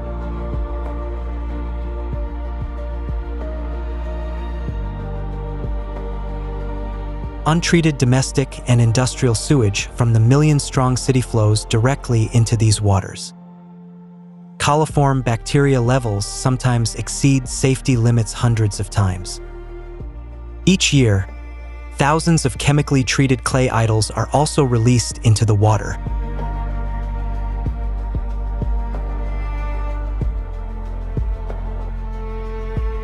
Contact with the water here can cause skin infections, gastrointestinal illness, and serious respiratory problems. Yet, due to religious and cultural reasons, people continue to enter these waters annually. Chowpatty reminds us that not all dangers come from nature. Some are human-made.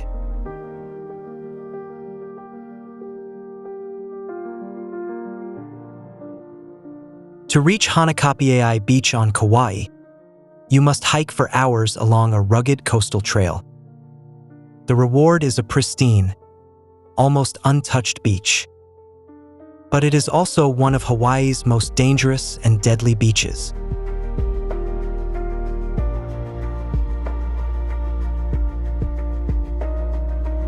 There are no lifeguards on duty at this beach. The offshore currents at Hanakapiai are extremely strong, especially in winter when huge North Pacific waves roll in. Due to the remote access, any assistance arrives too late.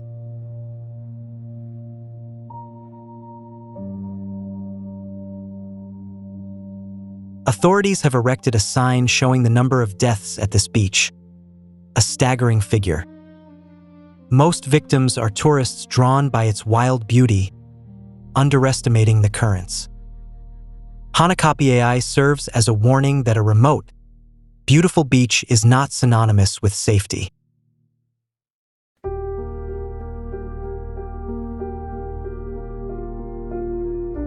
Nazaré in Portugal is home to the largest waves ever ridden by humans.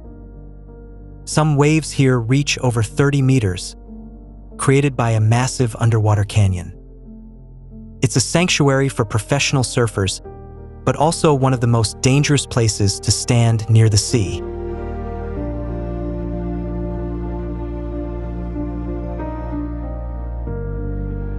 The Nazaré Canyon reaches nearly 5,000 meters deep, acting as a natural amplifier of wave energy. As ocean waves pass through it, energy is concentrated and erupts into massive nearshore waves. Even the most experienced surfers need a professional support team to survive.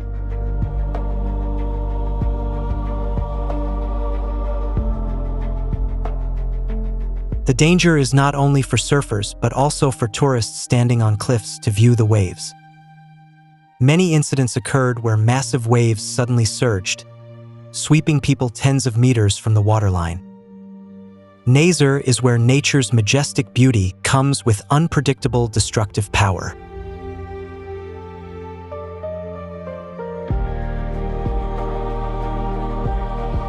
Cape Tribulation in Australia is one of the few places where two natural heritage sites meet: tropical rainforest and coral reef. The scenery is so surreal it looks like a wild nature documentary. But the name Tribulation hints at the hidden dangers of this coastline.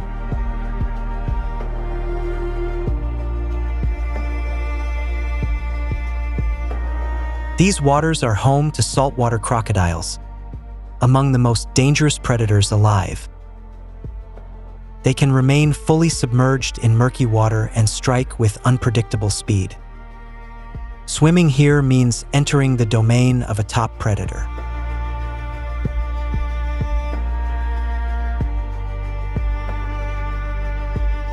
Besides crocodiles, this area is home to box jellyfish, among the deadliest creatures on Earth. Their venom can stop a heart within minutes without immediate treatment. During jellyfish season, many Cape Tribulation beaches must close entirely.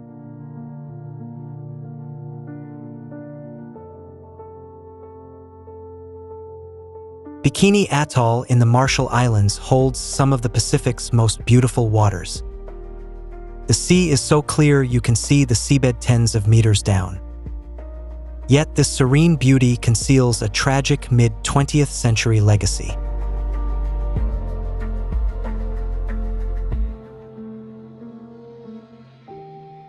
In the post-World War II era, the U.S. conducted dozens of nuclear weapons tests here, including the Castle Bravo thermonuclear test, one of the largest ever. All local inhabitants were forced to leave their homes.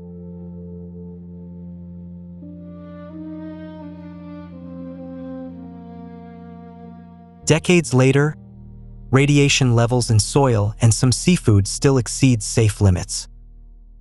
Humans cannot live or farm here long-term. Bikini Atoll is a reminder that some dangers are invisible yet persist for centuries.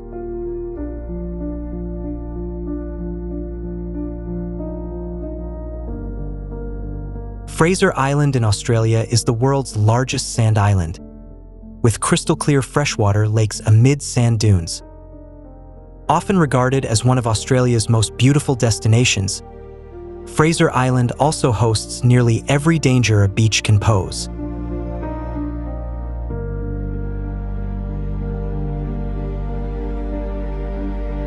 The island is home to the purest population of wild dingoes left in Australia. They may appear docile, but serious attacks on children and visitors have occurred. Feeding or approaching dingoes is strictly prohibited after several unfortunate incidents.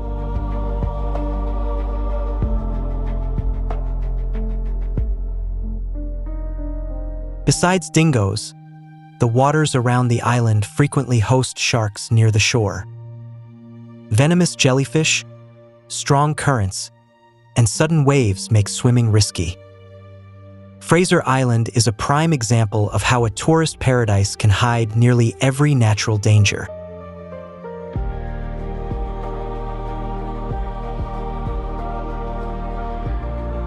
"12 beaches, 12 different stories. Yet they all share one truth. Nature's beauty never comes with absolute safety. Oceans, volcanoes, and rainforests operate by their own rules, indifferent to human presence."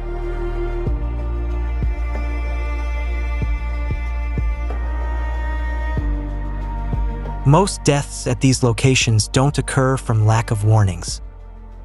They happen because humans underestimate the beauty of a place called paradise. A single lapse near the water's edge can be the last moment of one's life.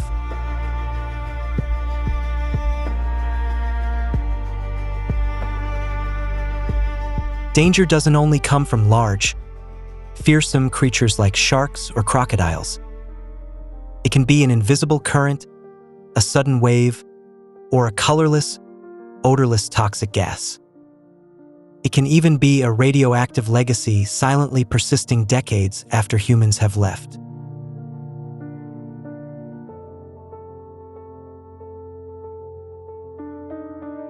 The key isn't to completely avoid these places.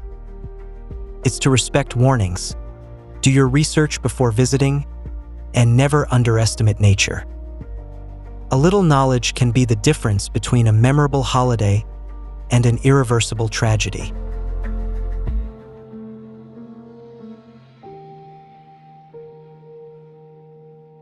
Nature is neither good nor bad. It simply is powerful and uncompromising. The ocean's beauty will always captivate humans. That's unchangeable. But behind every stunning beach photo, remember that beauty may conceal an entirely different story.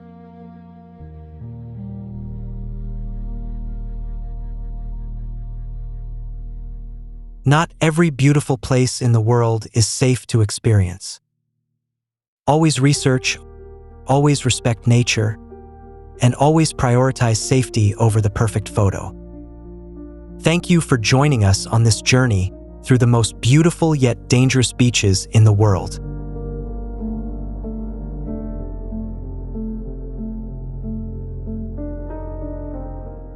This is the darkest place on our planet. Not outer space, not a cave, not the depths of a forest.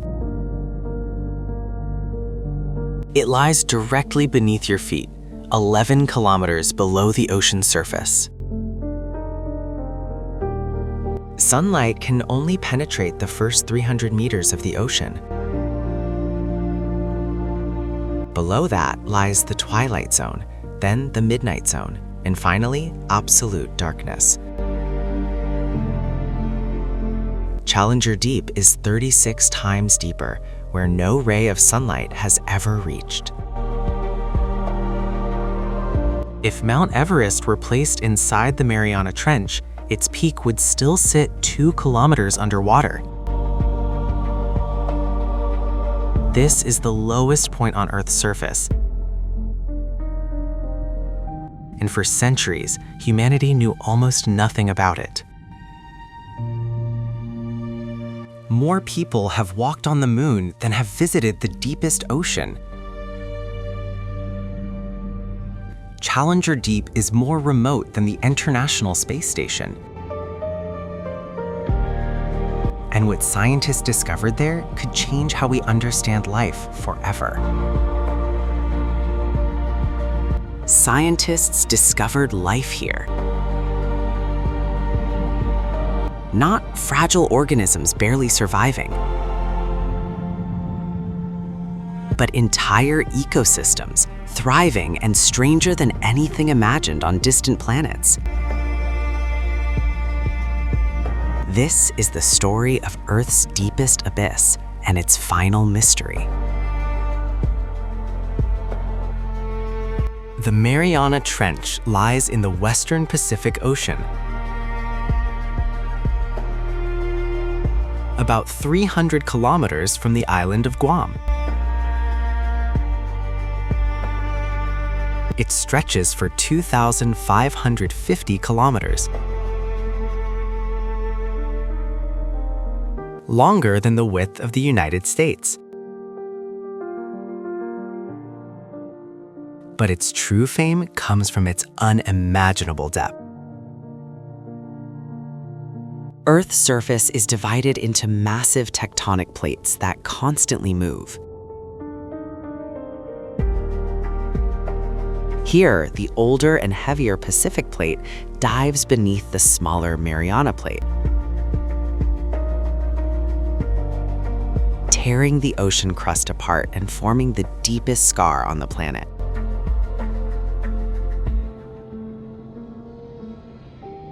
What makes the Mariana Trench so deep is the age of the ocean crust.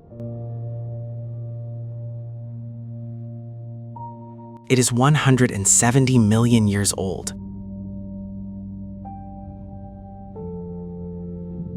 Dating back to the age of dinosaurs.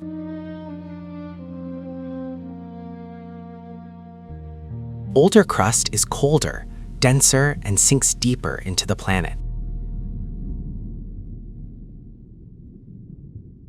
From the surface to 200 meters lies the sunlight zone.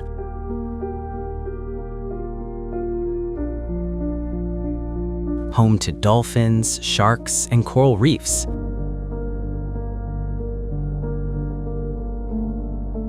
Below 1,000 meters begins the midnight zone, where darkness and crushing cold dominate.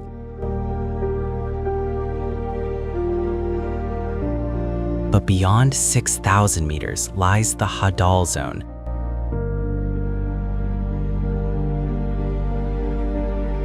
A strange world where pressure reshapes the rules of life itself.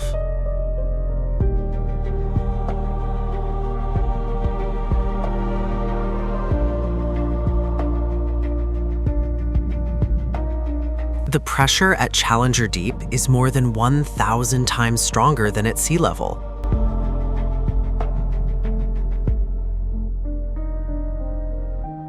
It's like placing 50 Boeing 747 airplanes on an area the size of your fingertip.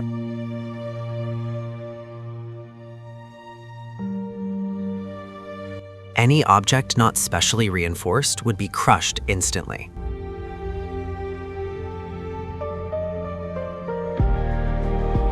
Temperatures at the bottom range between just 1 and 4 degrees Celsius, nearly freezing.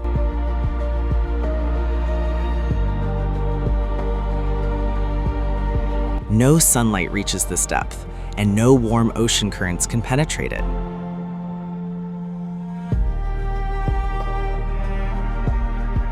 This is the coldest, darkest, and most silent environment on Earth.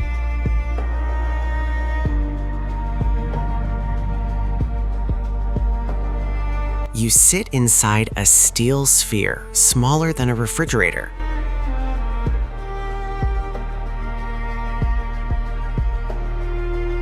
Outside, 11 kilometers of freezing seawater press against every centimeter of the hull.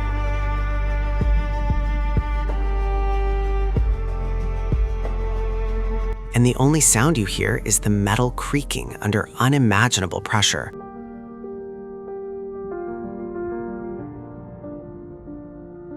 On January 23, 1960, two men prepared to attempt something no one had ever done before.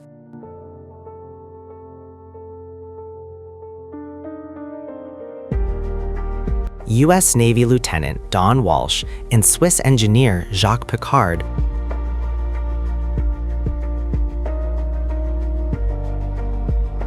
were about to descend to the deepest point on Earth. The Trieste was unlike any submarine ever built.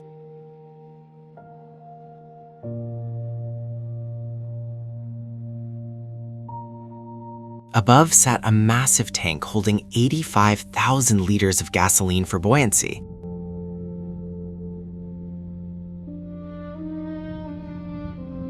Below hung a steel sphere 12 centimeters thick, barely 2 meters wide.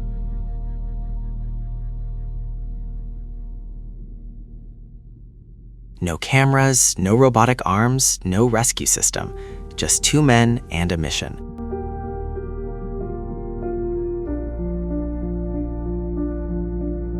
The descent lasted 4 hours and 47 minutes in total darkness.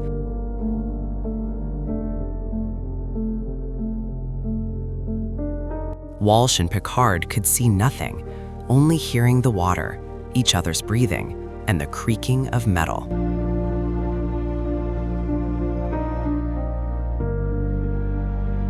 Then, at 9,000 meters, a terrifying bang echoed through the hull.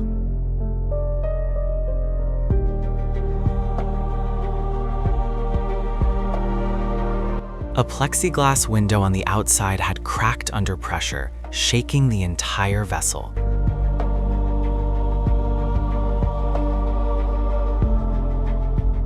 Walsh and Piccard faced a choice: ascend immediately or continue descending deeper. They looked at each other and made their decision: to keep going.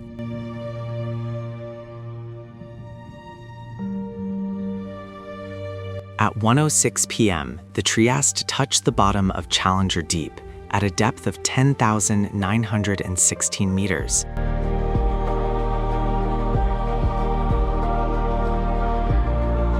The temperature inside the cabin had dropped to just 7 degrees Celsius.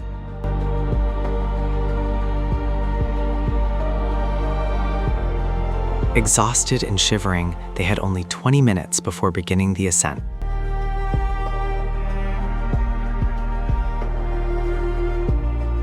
Piccard reported seeing a flatfish about 30 centimeters long gliding slowly across the sediment.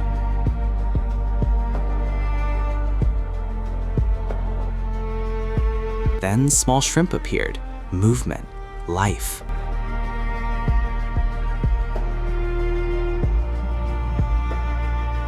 Perfectly ordinary life at the very bottom of the abyss.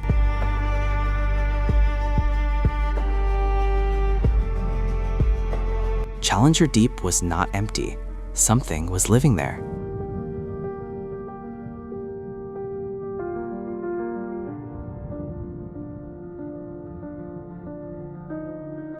After that historic dive, no one returned to Challenger Deep for more than 50 years. The Trieste carried no cameras and collected no samples. 2 eyewitness accounts were the only evidence. The US Navy abandoned the effort. The cost was enormous, and the scientific return seemed too small.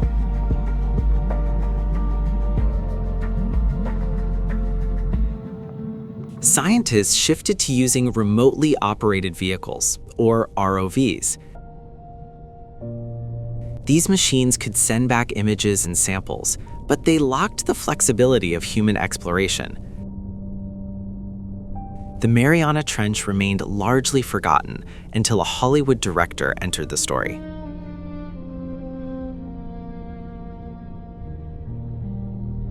On March 26, 2012, filmmaker James Cameron climbed inside the submersible Deep Sea Challenger. The director of Titanic and Avatar was about to descend alone to the deepest point on Earth. This time, there were cameras, scientific instruments, and tools to truly study the abyss.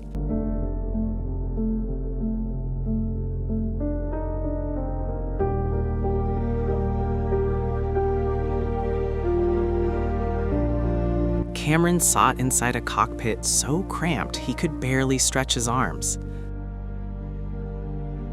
A window 24 centimeters thick separated him from the crushing pressure outside. After 2 hours and 36 minutes, he became the 3rd human in history to reach Challenger Deep.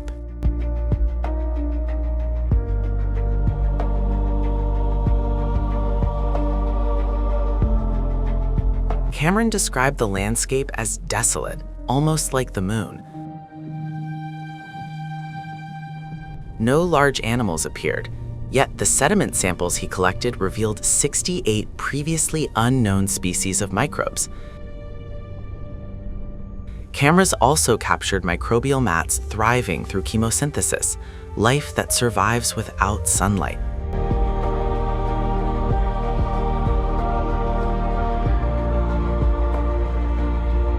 In May 2019, American explorer Victor Vescovo reached a record depth of 10,927 meters.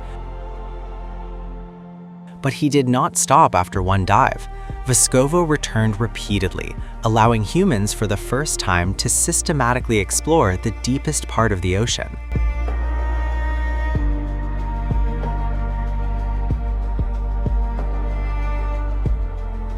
Vescovo's team discovered rocks coated in vivid yellow and orange minerals, evidence of deep geological activity. They also identified 4 new species of amphipods, shrimp-like creatures perfectly adapted to the crushing pressure of the abyss.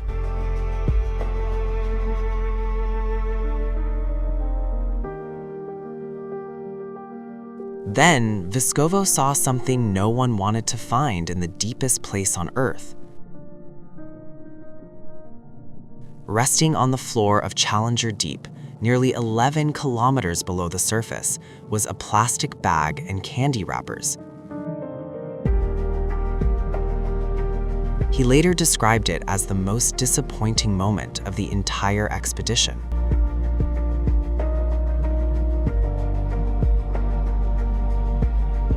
Scientists brought the captured deep-sea creatures back to the laboratory and analyzed their tissues. The results were shocking. Nearly every animal examined contained microplastics. Plastic from the surface had sunk 11 kilometers down, and the creatures here are consuming it.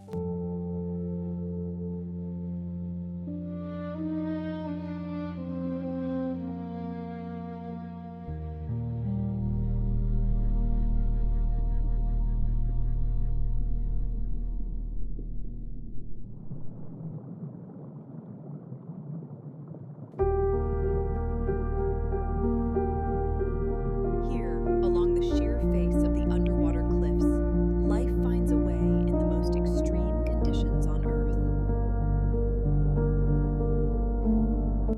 This discovery shocked the scientific community. No part of the ocean, no matter how deep or remote, remains untouched by human activity. The Mariana Trench is not only the deepest place on Earth, it has also become a mirror reflecting humanity's impact on the planet.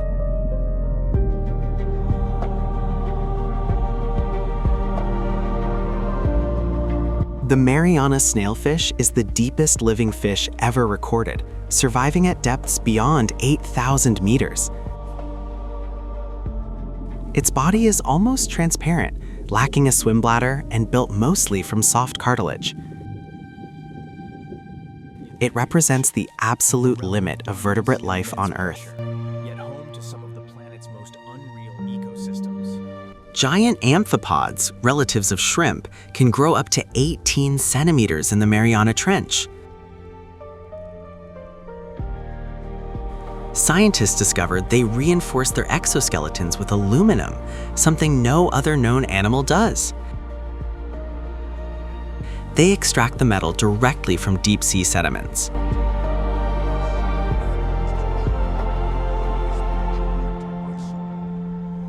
The Dumbo octopus, named for its ear-like fins, is one of the deepest living octopus species known. Unlike shallow water octopuses, it lacks an ink sac. At these depths, predators are rare, so elaborate defense mechanisms are unnecessary.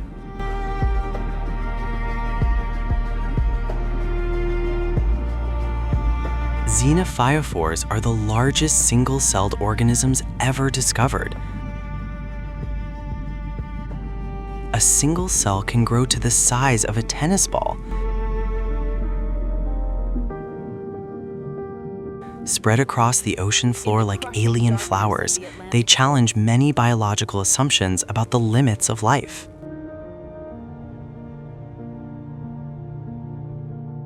Between August and November 2021, China's Fendaoxia submersible completed 33 dives into the Mariana Trench.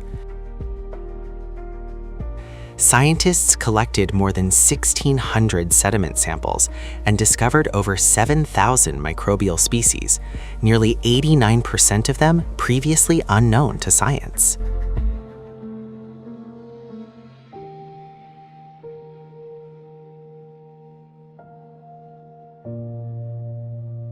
Thousands of tube worms and giant clams form dense colonies on the trench floor, resembling an underwater forest. These organisms survive through chemosynthesis, using chemical energy leaking from the Earth's crust instead of sunlight. It is the deepest chemosynthetic ecosystem ever discovered.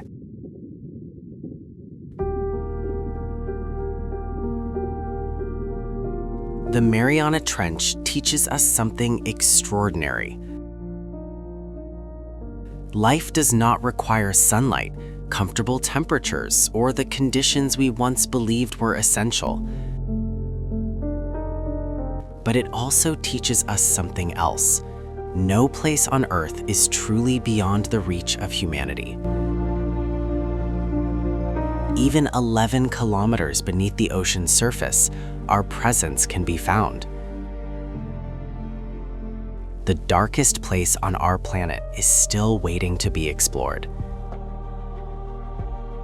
The only question is this: when we return, will we bring science or more pollution?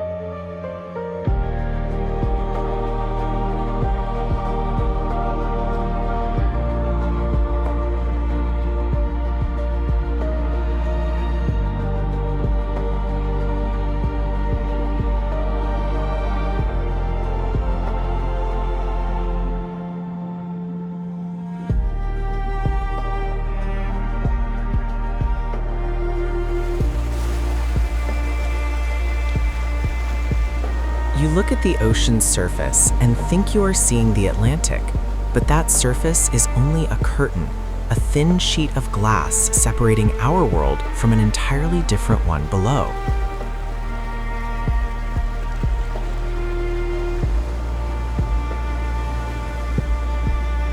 "99% of this ocean's volume exists where there is no light, no warmth, no familiar sound, and yet it is still full of life."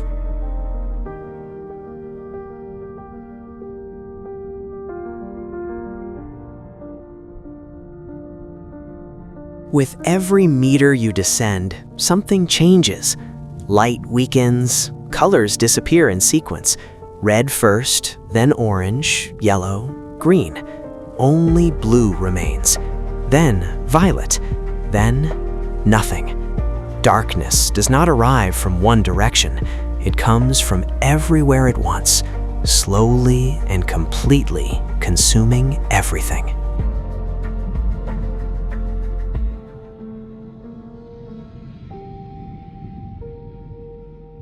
Before we descend deeper, look at the smallest life in the upper layer, phytoplankton. Single-celled organisms invisible to the naked eye produce more than 50% of the oxygen in Earth's atmosphere. Not rainforests, not the Amazon. These microscopic drifters, suspended in the top 200 meters of the Atlantic, are what keep you breathing.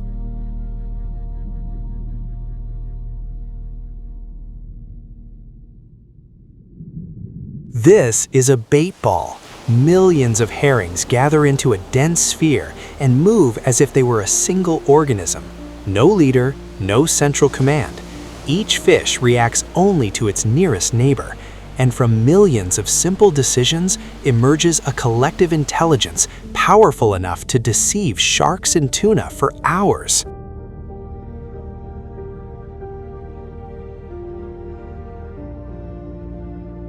Funnus finis, the Atlantic bluefin tuna.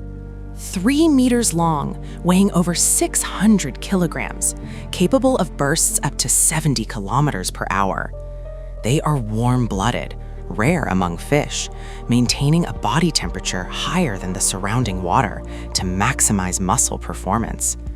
Each year they migrate from the Caribbean to Norway and back, tens of thousands of kilometers with no maps, no GPS, guided only by Earth's magnetic field.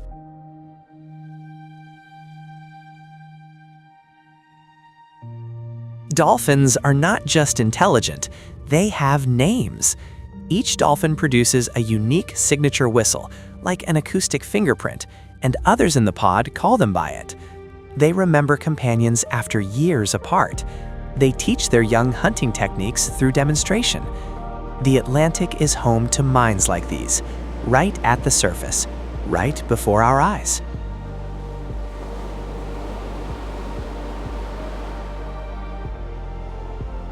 Dermacheles coriacea, the leatherback turtle, the largest living reptile, weighing up to 900 kilograms. They dive deeper than 1,200 meters to hunt jellyfish, prey they pursue across the Atlantic. This species has existed for 100 million years, surviving the extinction that wiped out the dinosaurs. And now, they face the greatest threat in their history, us.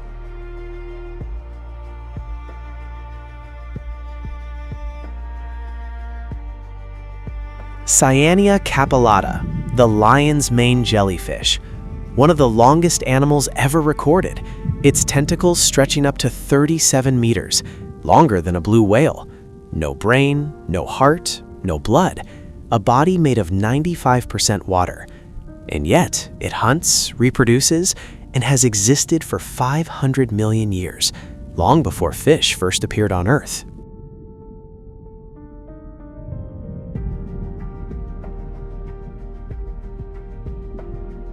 The Sargasso Sea is the only sea on Earth without a shoreline, its boundaries defined by 4 surrounding currents. The floating mats of golden sargassum form a complete ecosystem. Hundreds of species cling to it, hide within it, feed upon one another, entirely dependent on this drifting forest. It is also where European eels travel over 6,000 kilometers to spawn and then die.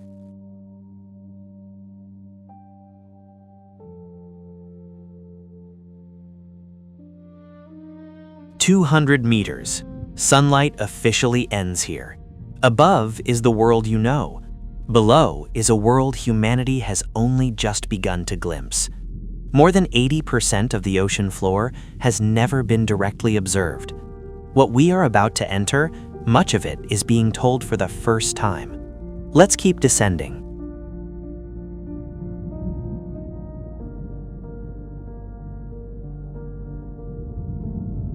The mesopelagic layer, also known as the twilight zone, stretches from 200 to 1,000 meters.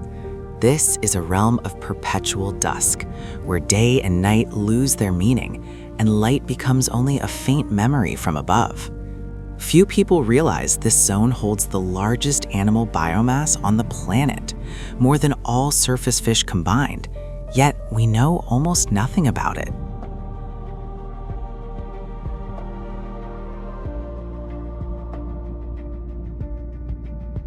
Myctophody, lanternfish. These tiny fish, only a few centimeters long, may be the most abundant fish on Earth by total biomass. Each night, they rise to the surface to feed. Each morning, they descend into darkness to avoid predators. This vertical journey of hundreds of meters, repeated every 24 hours, is the largest migration on the planet, and almost no one knows it exists.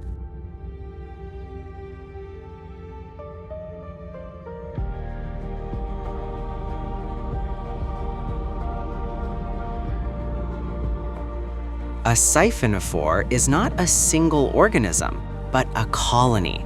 Thousands of tiny individuals called zooids are linked together. Each evolved to specialize in a single task: hunting, digestion, reproduction, propulsion. None can survive alone. It represents one of the most blurred boundaries between individual and collective in the natural world, and some species grow up to 50 meters long.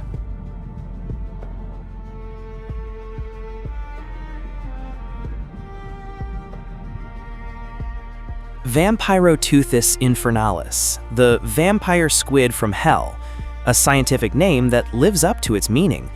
Neither true octopus nor true squid, it is the last surviving member of an ancient evolutionary lineage. When threatened, it turns itself inside out like a cloak, exposing sharp spines, and releases not black ink, but clouds of bioluminescent light, turning darkness into illumination.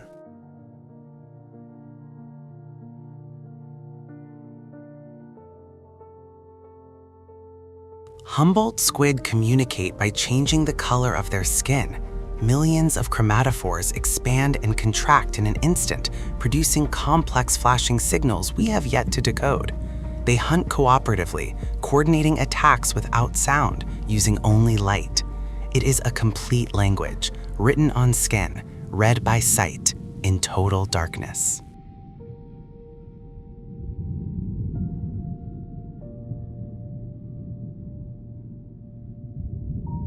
Regalachus glesnae, the oarfish.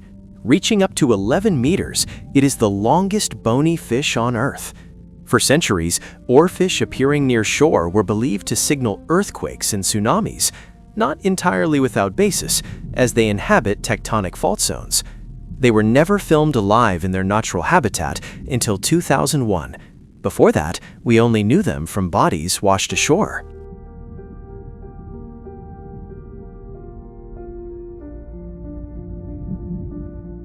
Marine snow. The remains of phytoplankton, animal waste, mineral shells of microorganisms all clump into tiny particles and fall continuously from the surface. It is the only food supply for life below the light zone. But marine snow is also a carbon pathway, carrying atmospheric CO2 to the ocean floor. The Atlantic is absorbing humanity's carbon and burying it for thousands of years. Every second, every day.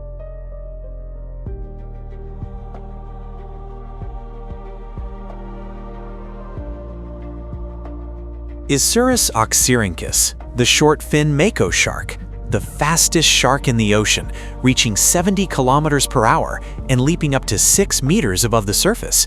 Like the bluefin tuna, makos are warm-blooded, maintaining elevated body temperatures to maximize muscle and brain performance while hunting. They can detect prey movement through electroreceptors across their snouts.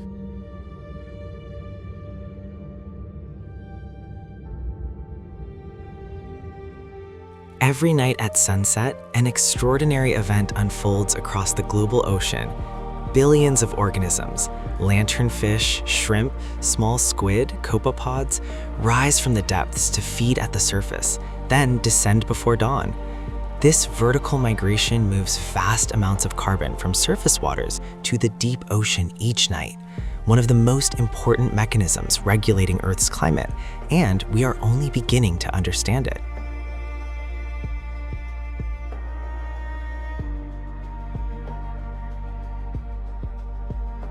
Copepods, smaller than a grain of rice, may be the most numerous animals on Earth. Trillions are drifting in the Atlantic right now. They are the central link in the entire marine food web, feeding on phytoplankton, eaten by small fish, and ultimately sustaining whales. If copepods disappeared, the ocean ecosystem would collapse within weeks.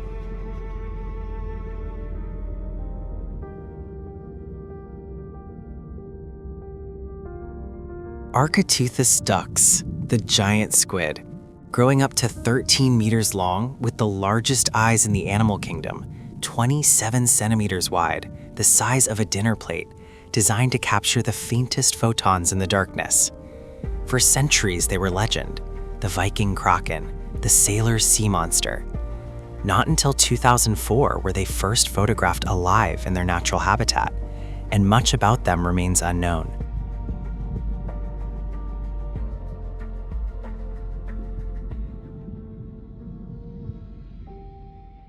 During World War II, the U.S. Navy discovered something strange.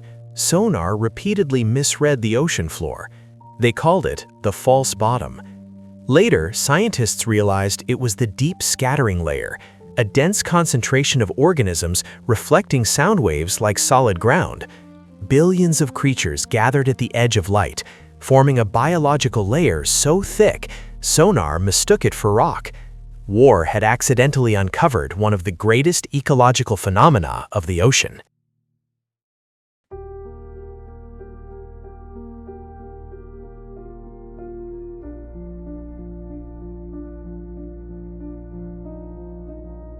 "1,000 meters. Sunlight does not exist here. Not a single photon from the sun reaches this layer. Temperature, 4 degrees Celsius. Pressure, 100 atmospheres, 100 times surface pressure. This is the bathypelagic zone, the realm of true darkness, stretching from 1,000 to 4,000 meters, and it holds more mysteries than everything we have discovered above."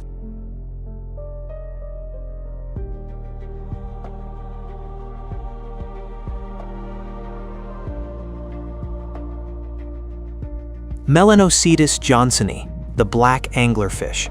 The female carries a biological lure on her head, its tip filled with bioluminescent bacteria, the only trap she needs. Prey approaches out of curiosity or mistake and disappears into elastic jaws capable of swallowing something twice her size. Her stomach can expand almost endlessly. In this darkness, you never know when the next meal will come.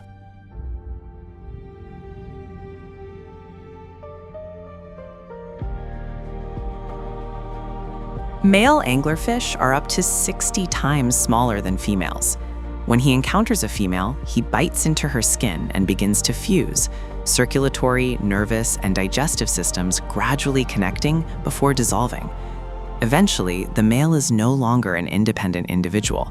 He becomes an appendage of the female, existing only to provide sperm. This is one of the most extreme forms of biological integration in nature.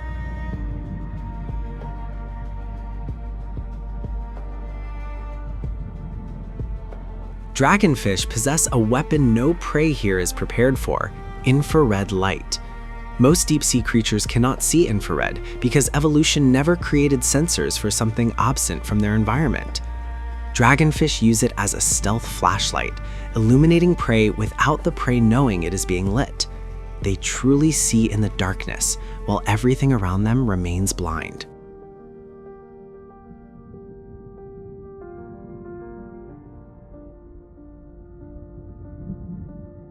Macropinna microstoma, the bear eye fish. Its head is completely transparent, like a diving helmet, allowing its tubular eyes to rotate freely inside, looking upward to detect faint backlit prey silhouettes, then rotating forward to strike. We did not know this until 2004, because bringing them to the surface shattered the transparent dome. For decades, we described the species incorrectly.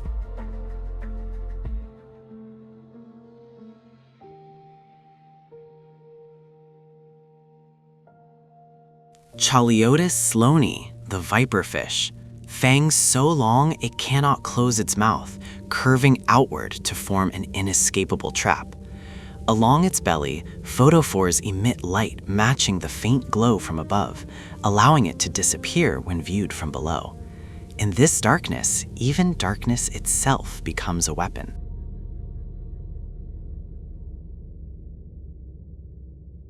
Grimpeteuthis, the Dumbo octopus, lives between 1,000 and 7,000 meters, the deepest living octopus known. Its body is nearly transparent, lacking an ink sock because concealment is unnecessary where there is no light. They do not follow seasonal reproductive cycles like surface species. Females carry eggs and can lay them year-round when conditions allow. In eternal darkness, time operates differently.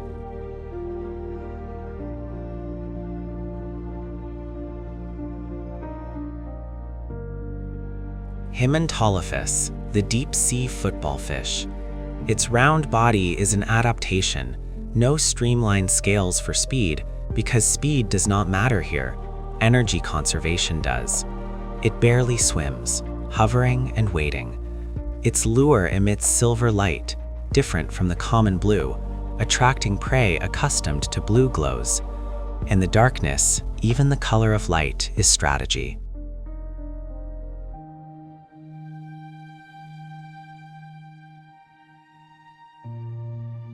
In absolute darkness, some species evolved in the opposite direction.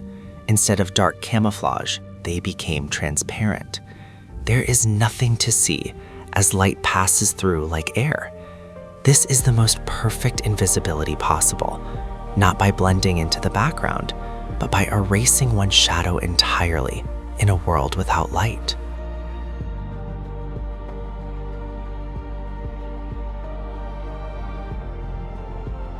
Mantis shrimp can strike with acceleration faster than a bullet, 23 meters per second in under 3 milliseconds. The punch creates cavitation bubbles, low pressure bubbles that collapse at temperatures as hot as the surface of the sun for a fraction of a second. Even if the direct hit misses, the shockwave can kill the prey. They carry a miniature nuclear-level physical weapon in their claws.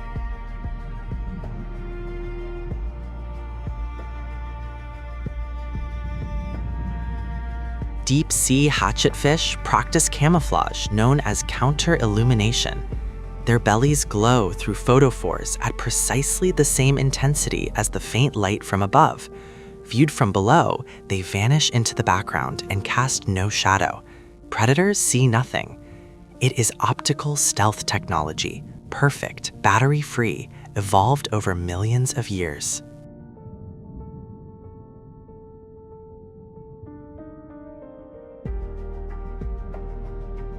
Acanthoster plantsy, the crown of thorns starfish. Not a deep-sea species, but a perfect example of how one species can destroy an entire ecosystem. Each individual consumes coral.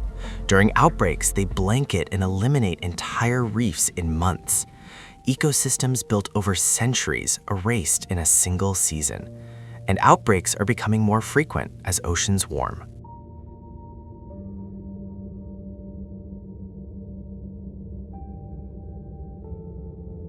Samniosis microphycephalus, the Greenland shark.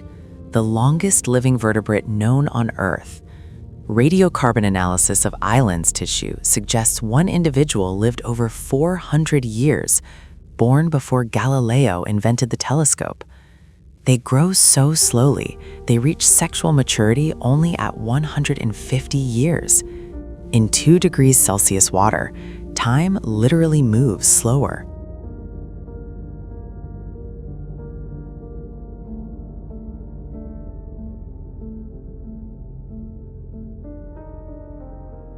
Sperm whales dive to 2,000 meters and can hold their breath for over 90 minutes. In total darkness, they hunt giant squid using echolocation, producing the loudest clicks in the animal kingdom, 230 decibels, powerful enough to stun or kill prey before contact. Many sperm whales bear large circular scars, marks left by giant squid tentacles in battles no human has ever witnessed.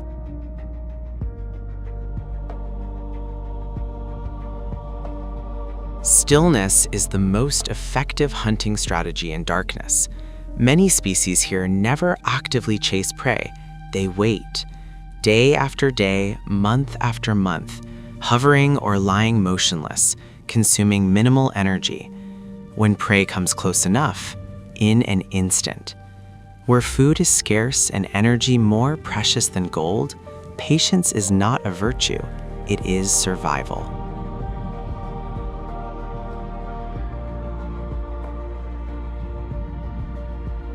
4,000 meters. The seafloor, not rock, but mud. Fine sediment tens of meters thick, accumulated from marine snow over millions of years. This is the abyssal plain, the flattest and most extensive terrain on Earth, stretching thousands of kilometers unchanged, silent, dark, and cold. And still, life exists here, though no one knows exactly what kind or how much.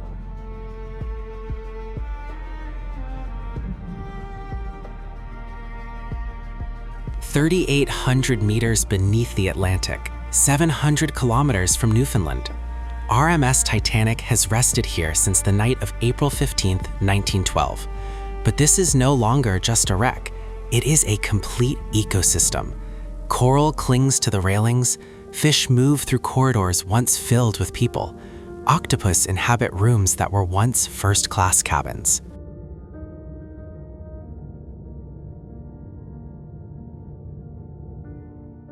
Halomonas titanica, bacteria named after the ship itself, are consuming Titanic from within.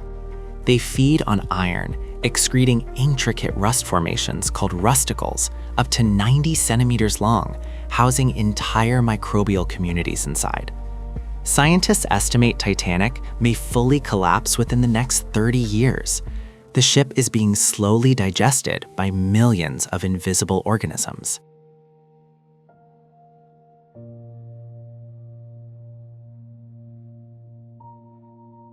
In 1912, this was the most luxurious ship ever built. Crystal fountains, grand staircases, private refrigeration for each cabin. Now, nothing remains. Wood consumed by bacteria, carpets and curtains dissolved, only metal and mud endure. Yet within that mud, thousands of objects remain intact. Leather shoes, wine bottles still holding wine, silverware still gleaming in ROV light after more than a century.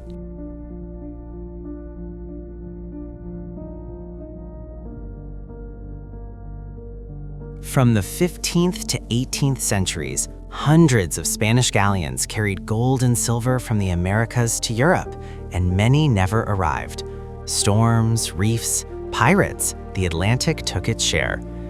Billions in treasure may still lie undiscovered in these wrecks, yet more valuable now, they have become coral reefs, habitats for hundreds of species that could not survive without them.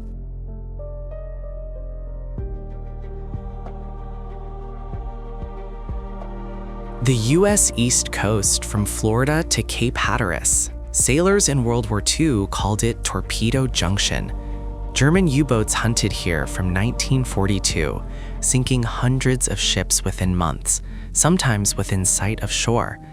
Now the wrecks of U-boats and Allied vessels lie side by side beneath the sea, coral covering both. Hostility dissolved in time.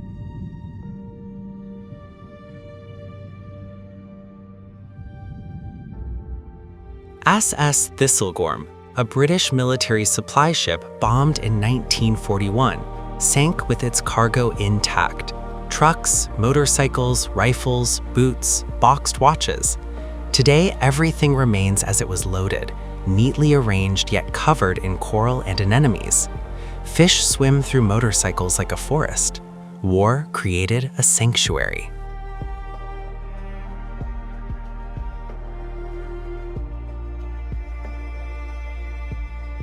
Henrietta Marie, a British slave ship wrecked in 1700 off Florida. When divers found it in 1972, they discovered hundreds of iron shackles scattered across the seabed. An estimated 200 Africans were chained in its hold when it sank. This wreck stands as physical evidence of one of humanity's darkest chapters, resting silently beneath the Atlantic for 3 centuries.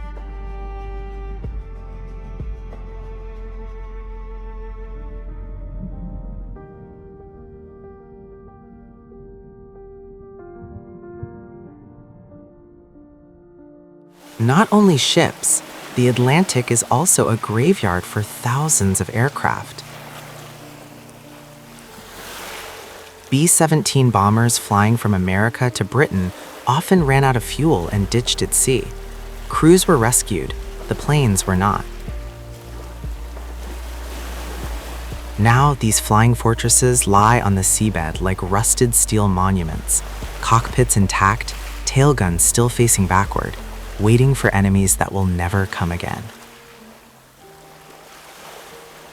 In 1968, the U.S. nuclear submarine USS Scorpion disappeared en route from the Mediterranean to Norfolk. 99 sailors never returned. It was found that same year at 3,000 meters, shattered into pieces. The official cause remains unresolved after more than 50 years. The Atlantic keeps its secrets. The most remarkable thing about these wrecks is not that they sank, but what happened afterward. Hard metal in soft sediment is a rare resource, an anchor point for coral, anemones, mussels, oysters. When coral grows, fish arrive. When fish arrive, larger fish follow. Within decades, a wreck becomes one of the most biodiverse sites in surrounding waters. Human tragedy becomes nature's sanctuary. Modern technology is transforming how we approach these graveyards. ROVs can descend to 6,000 meters, film in high resolution, collect samples without touch. Wrecks once unreachable are now mapped in full 3D by sonar. Yet for every wreck discovered, hundreds remain unknown, lying silently in darkness, waiting. An estimated 3 million shipwrecks lie on the ocean floors, most within the Atlantic. Each wreck is a story interrupted, a journey never completed. Yet, from another perspective, the Atlantic has preserved over 3 million physical records of human history under near-perfect conditions. The ocean does not only take, it also keeps. In the oxygen-poor mud of the Atlantic seabed, ordinary decay bacteria cannot function. Many organic materials are preserved almost perfectly. Leather shoes from Titanic still hold their shape after more than a century. Leather, fabric, wood would normally vanish, but here, time moves slower. Decay proceeds differently. The deep seafloor is the most perfect archive on the planet. The oldest wrecks in Atlantic-adjacent waters, Greek, Roman, Phoenician amphorae, remain intact after 2,000 years. Inside some amphorae, traces of wine, olive oil, honey still remain. Goods packed by hands turned to ash millennia ago. The Atlantic is a library. Underwater archaeology is among the most difficult sciences. No true gravity, limited visibility, pressure increasing with every meter, dive time restricted, and the subject of study constantly decaying, looted, or accidentally damaged. Each expedition is a race against time to preserve evidence before the Atlantic claims it forever. The final stage of every wreck, when coral has fully covered it, when metal has dissolved into sediment, when no artificial trace remains visible, is complete integration into nature. Ship becomes rock, rock becomes reef, reef becomes ecosystem.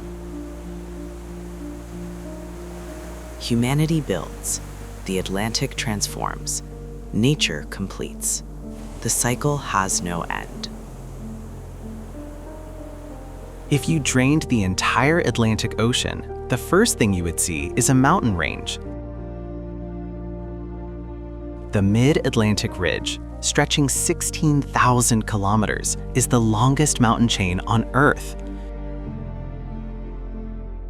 Most of it lies underwater, except Iceland, the only country on Earth built directly atop a mid-ocean ridge. At the center of the ridge lies a rift valley, a fracture where two tectonic plates are pulling apart. Speed, about 2.5 centimeters per year, the rate your fingernails grow. It sounds small, but over 100 million years, that is why the Americas and Africa are now 7,000 kilometers apart.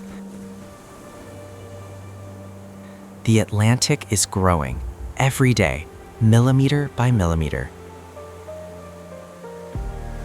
When magma erupts from the rift and meets 2 degrees seawater, it instantly solidifies into rounded formations called pillow lava.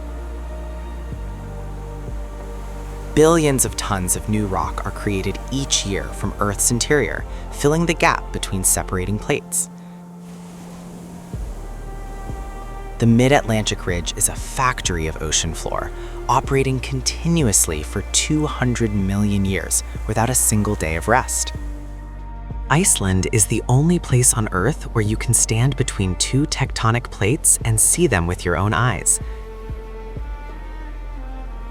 The Thingvellir Valley, an exposed rift, widens by 2.5 centimeters each year. Divers can swim between the North American and Eurasian plates, touching both at once. It is the only place in the world where you can physically touch the force creating the Atlantic. Scattered along the ridge and across the Atlantic are more than 800 identified seamounts, underwater volcanoes not tall enough to break the surface. Each is a biological oasis. Currents striking the slopes push nutrients upward, creating massive feeding grounds. Whales migrate along these seamount chains like following a food map. Cold water corals cling to basalt rock, building living structures without sunlight. Lophelia pertusa, cold water coral. It needs no sunlight, no warm temperatures. It survives at depths from 40 to 3,000 meters and waters 4 to 13 degrees Celsius.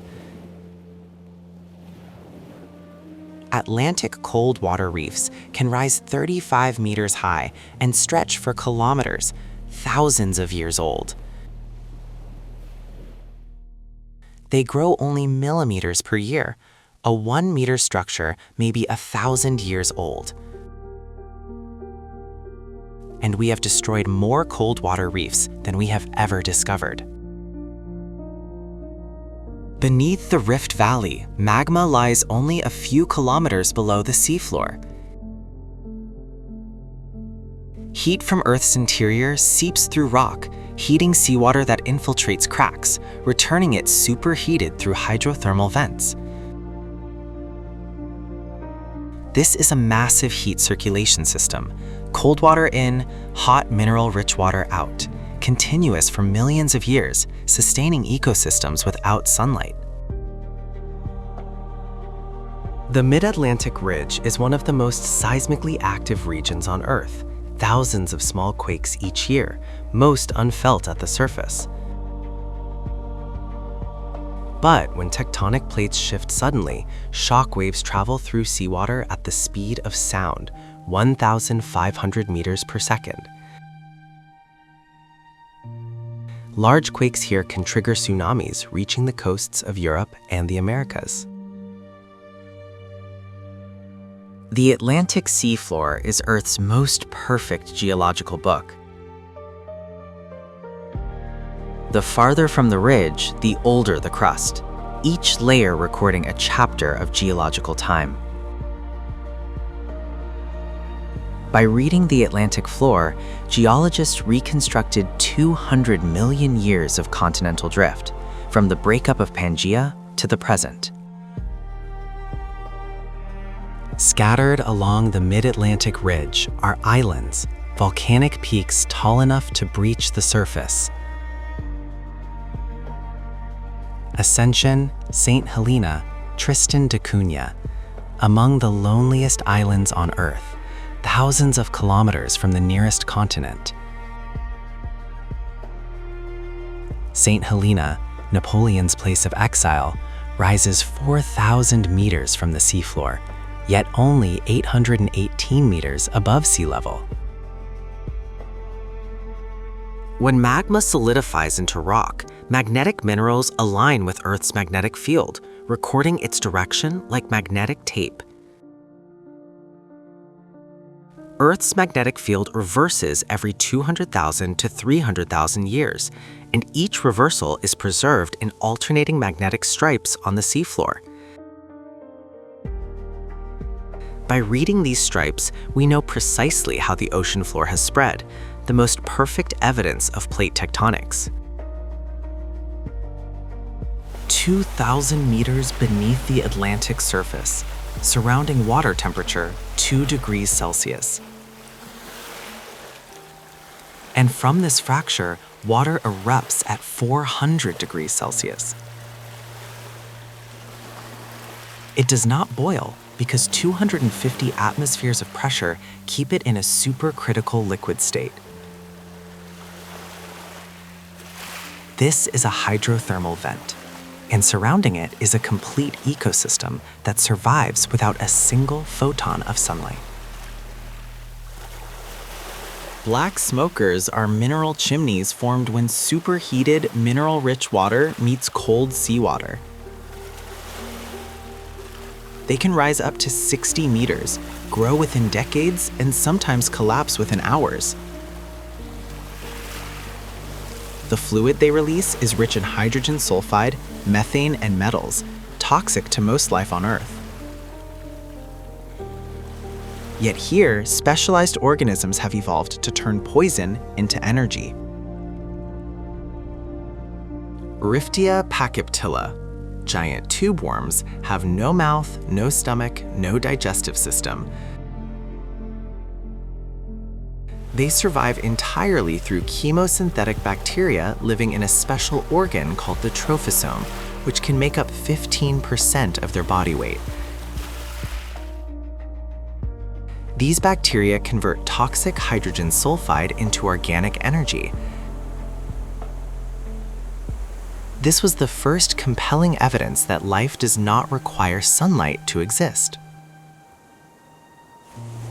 Rimicaris exoculata, blind vent shrimp, have completely lost their eyes through evolution.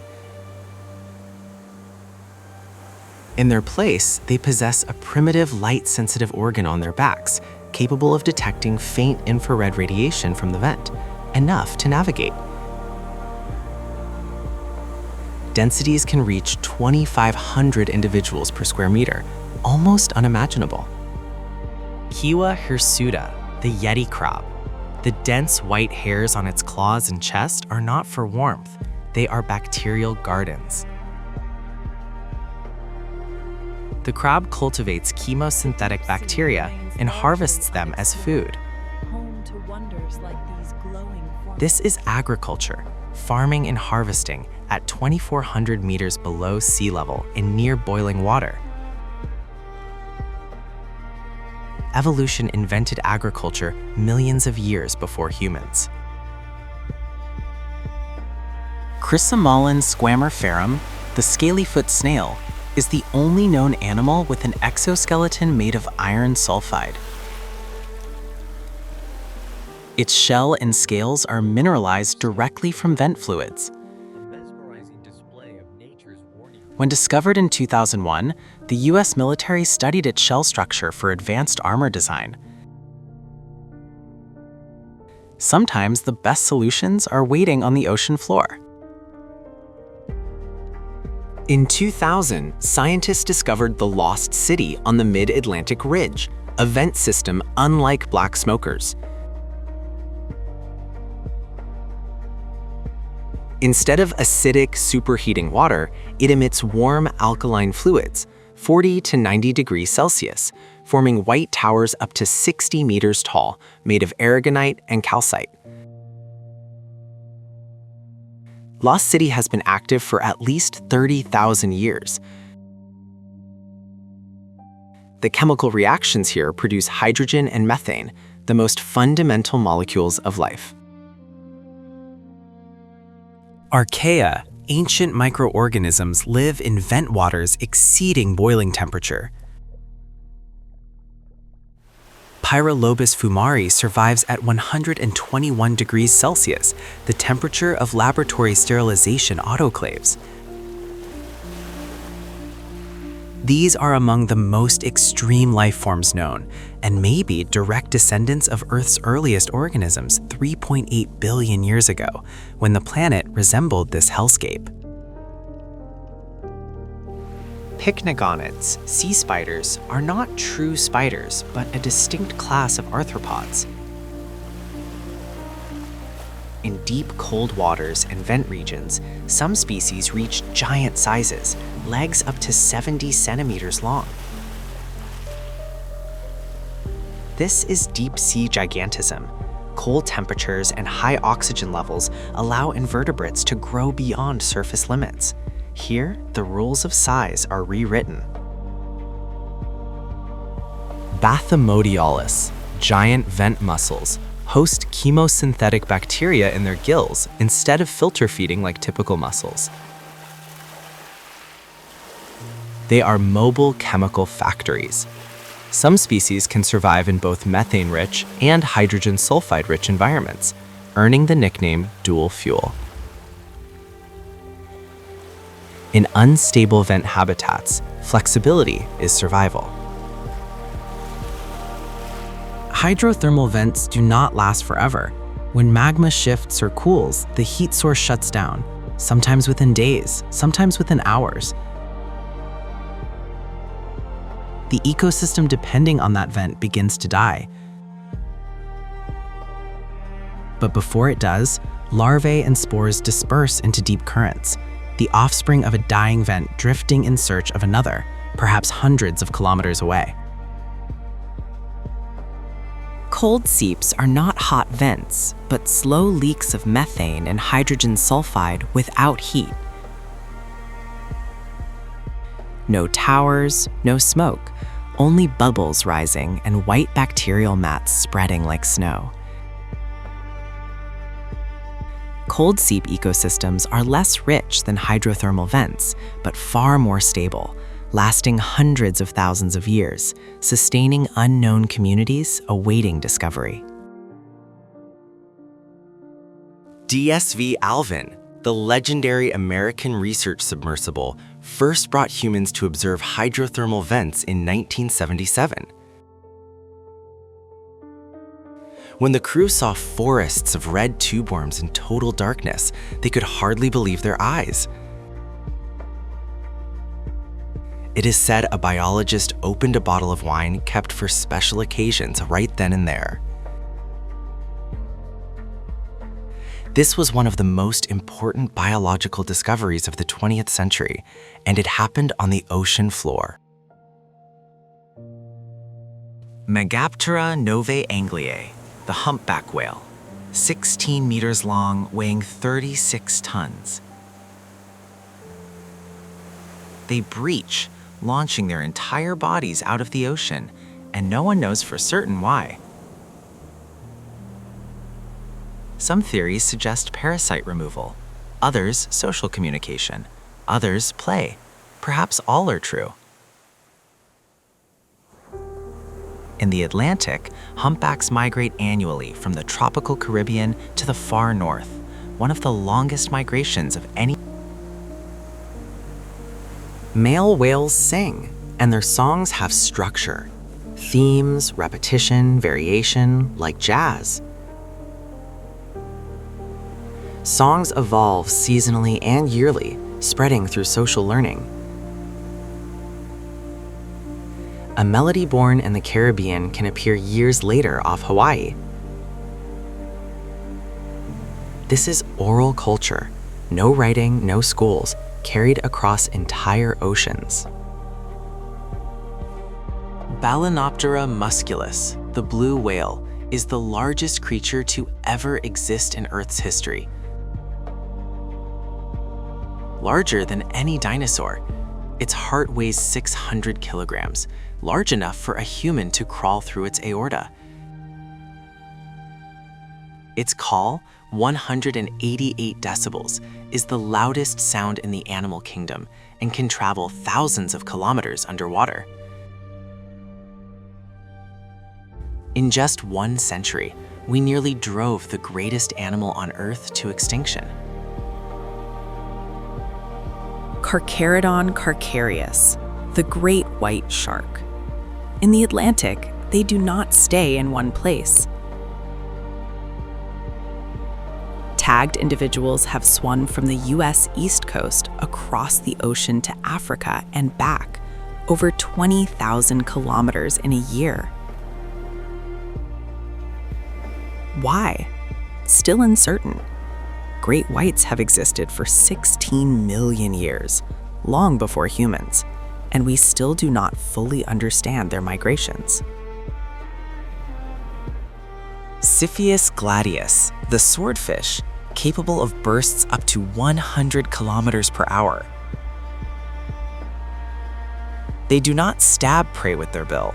They slash through schools of fish, then circle back to consume the injured. They possess specialized organs that warm their eyes and brain, raising eye temperature 10 to 15 degrees Celsius above surrounding water, enhancing visual processing in cold, deep nighttime hunts.